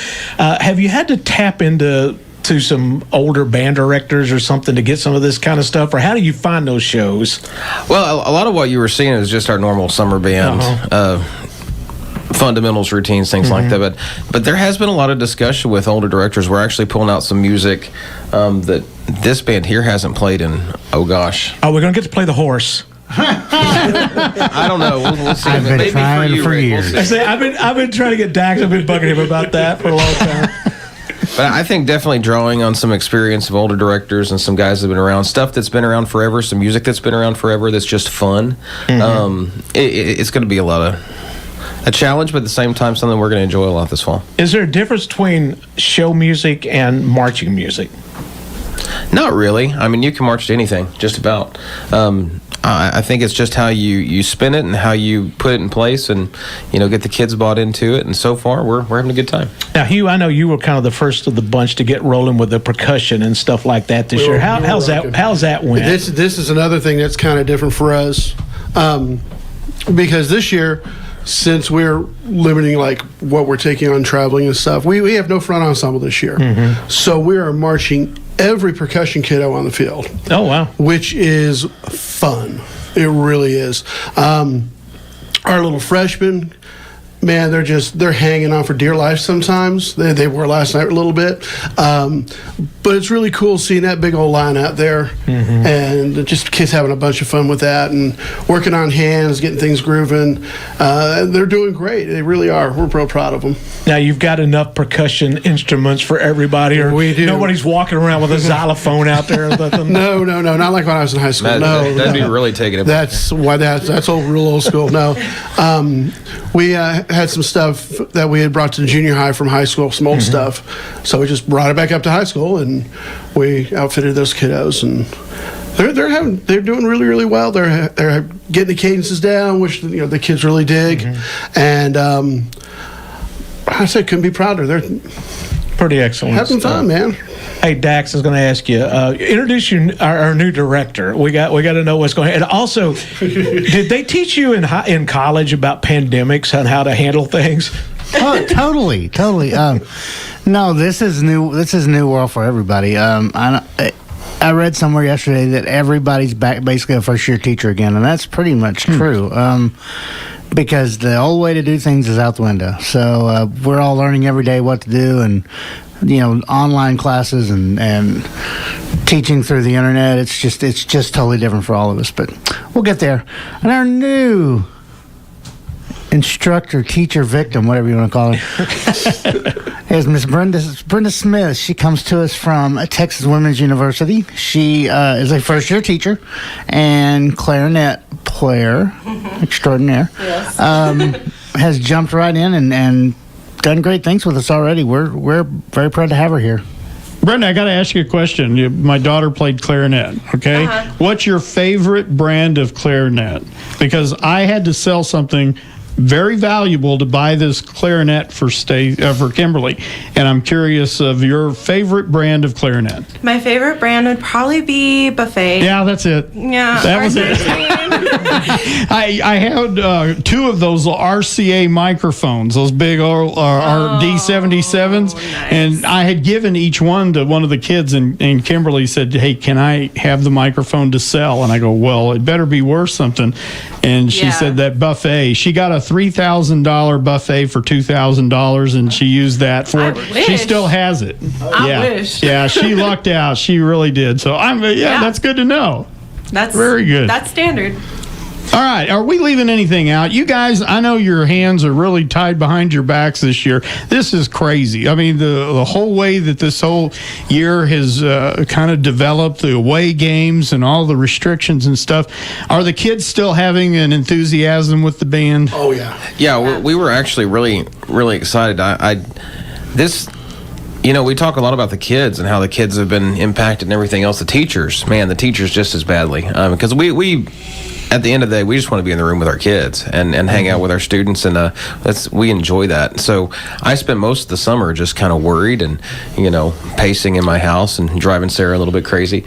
But, man, that first day when we had kids back in the band hall, ready to rock and roll, and it was great. And so the kids are excited. They're having a good time. They're working really hard. And we've talked a lot this year just about, hey, we don't know what tomorrow holds. It may be great. We don't know what 6 weeks from now or whatever holds. We're just going to be flexible, and we're going to be creative, and we're going to do what we do because we're the Rompin' Stompin' Big Blue Band. That's pretty cool. Hey, Dax, give us a Cassie update. I know she's back at Tech and Band. She is. She actually started class yesterday. I talked to her. Her first class was at 8 in the morning, and she was finished by 8:15, which I can't figure out how that works. But no, she's doing fine. They had going band rehearsals 2 days last week, and then they have it every day this week to get prepared. Bad thing is they're not marching either as far as shows. I don't know if every college is doing this, but only essential people on the field, so players, officials, coaches, that kind of thing.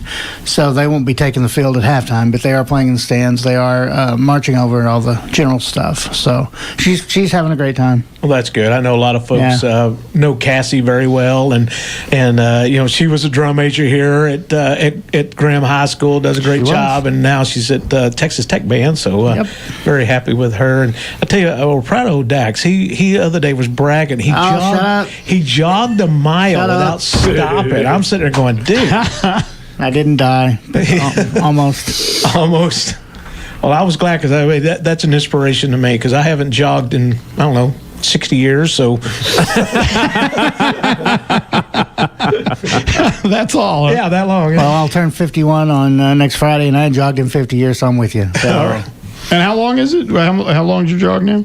I just did a mile. It's not that big a deal. That's Come on, still y'all. a lot. I mean, seriously, that's really a good run. I probably haven't run a mile in my lifetime, and he's over, no kidding. Pretty cool. Well, congratulations. You're looking good too. Yeah, Grubbs and I decided last year it was time to not be fat slobs anymore, I guess. Well, nobody would tell you that to your face. Well, they didn't have to. They didn't have to. All right. Thank you so much for coming in. We're not leaving anything out, are we? Thanks for covered having us. We everything. appreciate the support. Hey, we remember the band, remember the hard work they've done throughout the years, and remember we're all making adjustments, and the kids, I'm glad they're enthusiastic about it all. As I asked before you guys leave, is there any way folks can help the band out, like getting involved with the band boosters and things like that? that? Always. We are always looking for help and volunteers, and just people to come alongside us and support our musicians. So if they want any more information, they can always email me. That's josh.kidd@grahamisd.com, and we're happy to get them plugged in. One thing we also do at the beginning of every year, if anybody has an old instrument in a closet or a shed that they're not using and would like to donate it to the band, we can always use donations for those big, especially new kids that are coming in the program. It's not going to be Kimberly's buffet, that's for sure. If they can't, if somebody comes in that can't afford an instrument or needs help with that, we can help supply that. So if you have an old instrument you'd like to get rid of. By the way, if you're not aware of Josh and his name, it's actually spelled with 2 D's. So if you're going to email him, it's KIDD. Right. So if you're going to spell it, make sure you spell it right. Otherwise, he's not going to get your email. Very good. Thank you. All right. Anything else, guys? No, we're great. Wrapping it up. Thanks for Brenda, having us. welcome to Graham. Thank you. Very good. Glad you're here. Absolutely. That's you, Dax, and of course, Josh and Brenda now, part of the great Rompin' Stompin' Big Blue Band.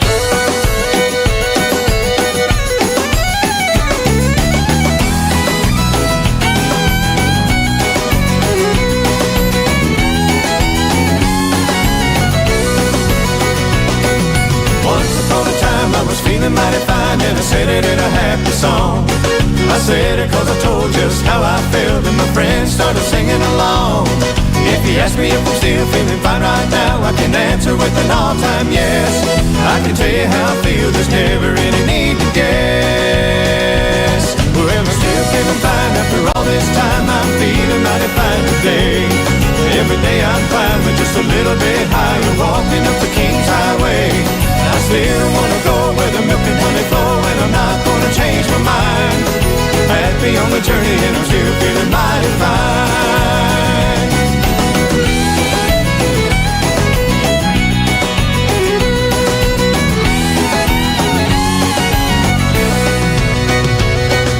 Waking in the morning, thinking about the journey, going to the promised land.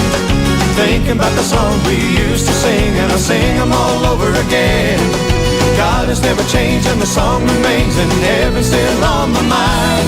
I know where I'm going and I'm still feeling mighty fine. Well, I'm still feeling fine after all this time, I'm feeling mighty fine today. Every day I'm climbing just a little bit higher, I'm walking up the King's Highway. I still wanna go where the milk and honey flow, and I'm not gonna change my mind. Happy on the journey, and I'm still feeling mighty fine. I'm still feeling fine after all this time, I'm feeling mighty fine today. Every day I'm climbing just a little bit higher, walking up the King's Highway. I still wanna go where the milk and honey flow, and I'm not gonna change my mind. Happy on the journey, and I'm still feeling mighty fine. Well, I'm still feeling fine after all this time, I'm feeling mighty fine today. Every day I'm climbing just a little bit higher, walking up the King's Highway. I still wanna go where the milk and honey flow, and I'm not gonna change my mind. Happy on my journey, and I'm still feeling mighty fine. Oh, I still wanna go where the milk and honey flow, and I'm not gonna change my mind. Happy on my journey, and I'm still feeling mighty fine. Still feeling fine.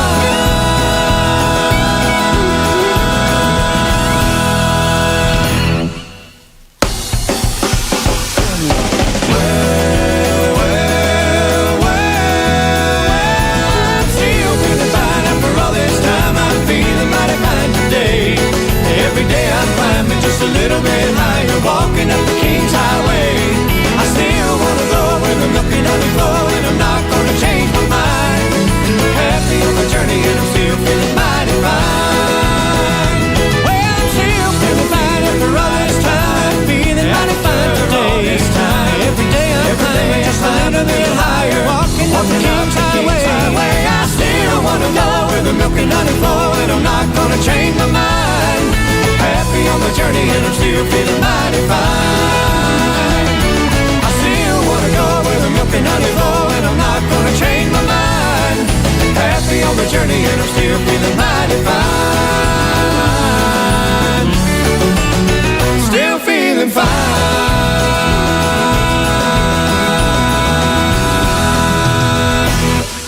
right, 41 minutes after 8 o'clock. We're glad you're tuned into the Wake Up Call. Everybody in here, I think, feeling fine this morning. Oh, yeah. Yes, sir. Yeah. Andrew, did you have anything you wanted to chime in on? Yes, actually, I did. Rapper turned presidential candidate here we go. Kanye. West has met the requirements to get his name on the ballot in 5 states: Arkansas, Colorado, Oklahoma, Utah, and Vermont. That'll get you elected. Yep. Colorado, they were smoking weed. That's right. Oklahoma's Oklahoma. Arkansas, they say Kanye West. Yeah. Did they misspell it, really? No, they just can't pronounce it. They only have one tooth. He has pending applications in Iowa. That's Andrew at 5.9. He has pending applications in Iowa, Missouri, Minnesota, and Tennessee. The deadline to file as an independent has not yet passed in 11 states, but he won't be on the ballot in almost 30. He missed the deadline in 25 of them, including swing states such as Florida, Michigan, and Wisconsin, as well as D.C. In Illinois, Montana, Ohio, and West Virginia, he failed to turn in enough valid signatures. And in Illinois, less than half were deemed valid, while in Montana, officials accepted only a third. Now, he does technically have a glimmer of hope here, but it's a little difficult because I don't know what every single regulation is per state. But write-ins are still available, but most states have regulations on who can be accepted as a write-in candidate. So I don't know if he'll be able to qualify for that either. But I suppose if he was going to beat out either Trump or Biden, he still has a write-in option, but I still probably wouldn't hold my breath. I think he should try the mail-in ballot. That may be his best. That may His be chances his best. are not good. No. Not exactly. All right. So do you have some things we need to know? Yes, I do. All right, let me give you some music there. Maestro, please. A few things on the list that we need to know about today. Kellyanne Conway, one of President Donald Trump's most influential, longest-serving advisors, announced Sunday she'll be leaving the White House at the end of the month because of some family issues. Yeah, apparently the kids are getting a little rambunctious and she needs to focus on them. That always makes a good excuse anyway. Exactly. Yeah. This story again. You know, her husband can't stand Trump. Oh, really? Oh, yes, my he's goodness. very anti-Trump. Oh, big time. Oh, wow. Yeah. I'm sure that caused a little friction out there. Just a little bit. This story continues to surface, and I don't know what to believe, but because it's such a weird place. One expert says that he believes that North Korean's Kim Jong-un has passed away, and his sister Kim Yo-jong has taken over. Another source that says that Kim Jong-un is in a coma and has been for the past 2 months. Well, you can keep anything alive with the stuff, the respirators and all the equipment. No, you can't.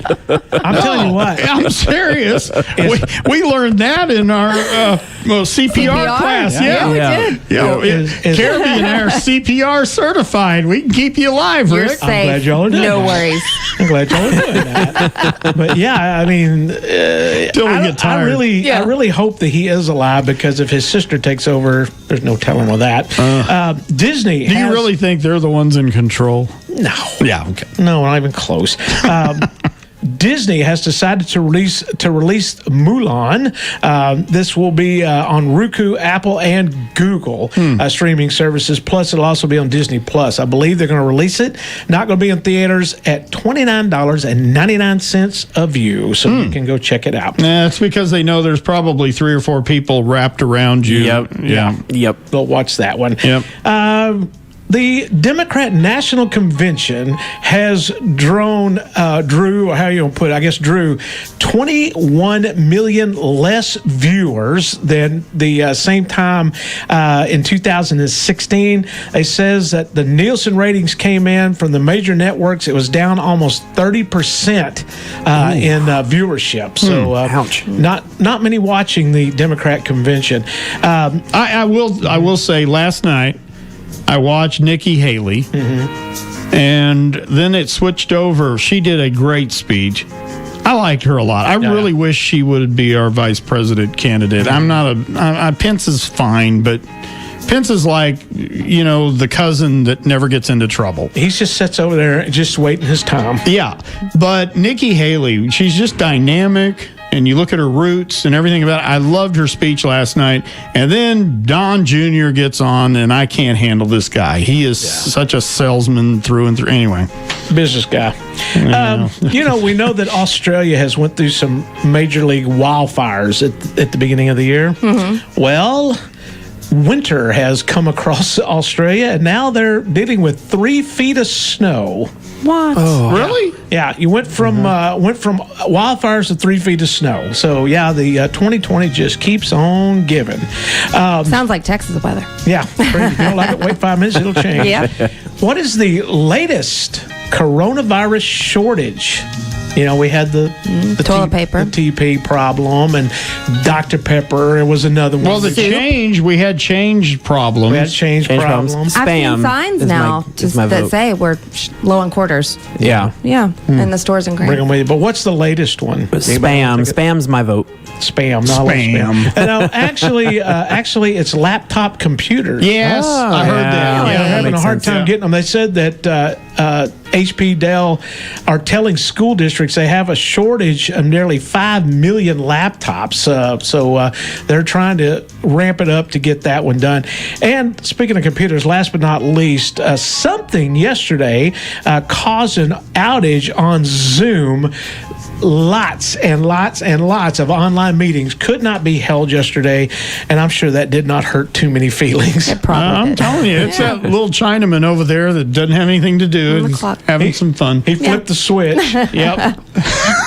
Telling you, you turn it off. You watch. There's going to be a 60-minute thing that's going to be, Tim Walker said this back in 19 whatever. Mm-hmm. You're going to be in the history I'm books. serious. I am convinced that there's so many. Yeah. There are so many people in China, especially. I think Russia could be doing this as well.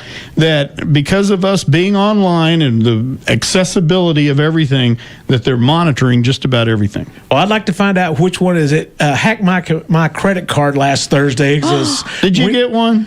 I finally got it straightened out, but you got hacked? Yeah, I got hacked Thursday. The last time I got hacked was about 3 years ago, and they got me, and it probably was at a gas station that they saw what I poked in as my PIN number because they happened to say there was a story on the gas stations getting hit. Mm-hmm. So I'm curious. Do you think you know where it came from? Yeah, it's a grocery store in Weatherford.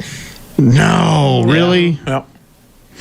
I tell you the funniest one. I know this was one time I flew to John Wayne Airport in California, and our card got hacked from the airport, and it was so funny. We traced back where they went. Mm-hmm. The first thing they did is they went to a donut shop. And charged at a donut shop. Hey, I get it. Could have been a policeman. then they went to some bar. And then after they left the bar, they went to a pharmacy. And after they left the pharmacy, there was a charge at a hospital.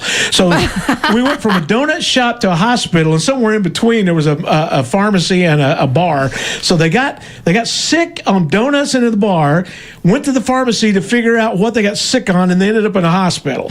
Oh. Wow. Yeah. All right. But I want to thank God for my bank taking care of business. You really do need to change your PIN numbers every once in a while because I hate to admit this, but we've had ours for a long time. So that's what they do. Once they see the PIN number, then the credit card becomes useless. Yeah, I just wonder how in the world somebody got it off the information there at that grocery store. Okay, so here's how it works. This is what they said on the story on the gas pump. That there is somebody sitting in the gas station watching with binoculars, watching you punch in your code. Mm-hmm. Like most of them are 4-digit codes, right? Right. All right. So you scan it. Now they've got a recorder that's actually on the gas pump that they've manipulated it to make a recording of the magnetic stripe or whatever they use. So when you pull it in and you punch in the number, it's a 2-part process, and they're able to pull it. But it was a big scam. It was actually in South Texas where all this was going on. And So I'm giving you an example that might be what happened in Weatherford. Well, when I was talking to the bank about it, they think it's possible it was an inside job. That's true too. There's 20 check stands at this grocery store. Yeah. And they say possibility that somebody who was collecting the data probably the one that did it. But I mean, who knows? They also have the ability to walk by you and be able to scan it. So if they happen to see your PIN and then they just walk by you and you don't have what's called an RFID protection on your wallet, then they saw you do that. They've already scanned your wallet as they walked by you, and then they have your information there too. So, like an app on their phone? No, it's a very specialized. Usually, criminals only have this kind of technology. What was so crazy about the whole thing is I hadn't left the store maybe 30 minutes, and I got a phone call that there was a fraudulent charge in Eula, Texas. So they went from there in Weatherford and called somebody or whoever their person was in Eula, and they tried a charge there to see if they could get by with it. Yeah. Have you ever been to Eula? That's a little do-nothing town, let me tell you. Yeah, and that's an interesting bunch out there in that area. They have the International House of Yahweh. Yeah. And, they've all changed their names. From what I understand, and I don't know what it is today, but it used to be like in the top 5 FBI watched cults. Well, it's a glorified trailer park now. When I drove by it the other day, Where is Eula? I've never heard of this. It's kind of east of Abilene. Yeah, okay, kind of southeast of yeah. They have the Pirates. They don't have a football team. No. Okay, I did a wedding out that there explains about 4 or 5 months ago, and we passed that House of Yahweh place. And Interesting. It's like a giant trailer park. Yeah, everybody had to change their last names to Hawkins because Hawkins, the leader Hawkins, was having relations with all kinds of people in there. Oh, me. And so they decided, well, we'll just make it simple and we're all Hawkins. Oh, nice. So now that doesn't make it better. That makes it way worse. You think? Now you're all a family. No. No. Do you have a bathroom or kitchen that needs updating? Are you ready to build your dream home? From renovations to new builds, NSP Construction can do it all. Nathan Perilla and his team look forward to taking care of all your construction needs. At NSP Construction, customer satisfaction and attention to detail are our top priorities. Make sure to check out our Facebook page at NSP Construction or give us a call at 940-456-0231. God bless. It's nice when everything is in one place, like Star Tire and Accessories. Diagnostic equipment for Ford OEMs, International, and Caterpillar. The very best Hunter alignment systems in everything from brakes to AC repair. Roadside assistance, it's at the ready if you need it. They even fix trailers, cause they always need something done. All makes and models welcome, and they carry lift and leveling kits and all the accessories to boot. It's all in one place for whatever you drive. Star Tire and Accessories, 940-549-2498. Hi, this is Pastor Dwayne Barnett. Graham Church of God invites you and your family to come and worship with us. Service starts Sunday morning at 9:45 for Sunday school. Sunday worship is at 10:30 a.m. Wednesday we meet at 7 o'clock p.m. and we offer something for the whole family. We offer senior adult ministries, ladies ministries, youth and children's ministries as well. Transportation is also available for all services. No matter who you are or where you have been in life, you are always welcome to join us. Please come worship with the Graham Church of God at 1417 Remington Street, where all are welcome. Graham Church of God, a church more concerned about your future than your past. How many of you listening today have a story to tell about hitting a deer or a hog on the road? It's a frightening experience, and this time of year you have to be especially careful. Thank God if the only thing damaged is your vehicle. If that happens, don't worry. Graham Auto Rebuilders are experts about getting you back on the road fast. Graham Auto Rebuilders, located at 1305 380 Bypass in Graham. Call 940-456-0477. Graham Auto Rebuilders, looking like it never happened. All right, we need to talk about Country Road Fellowship.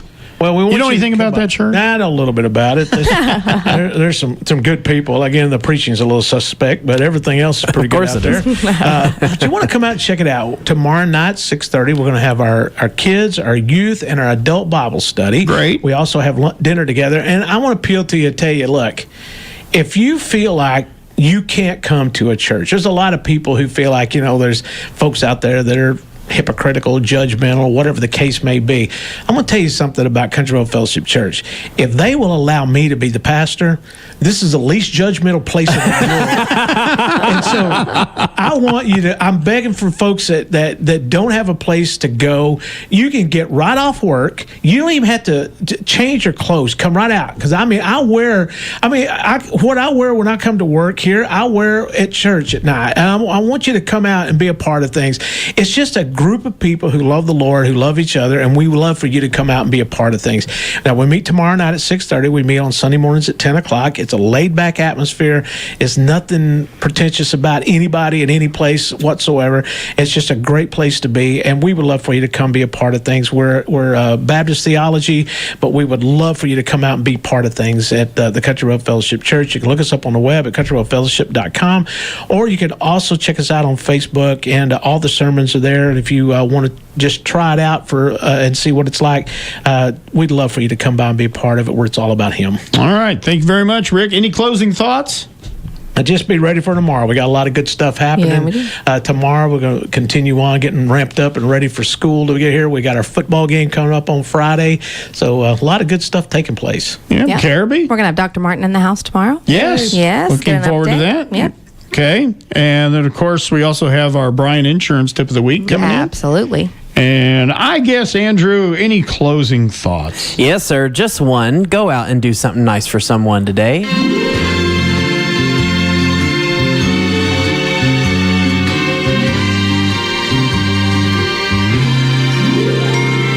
Happy trails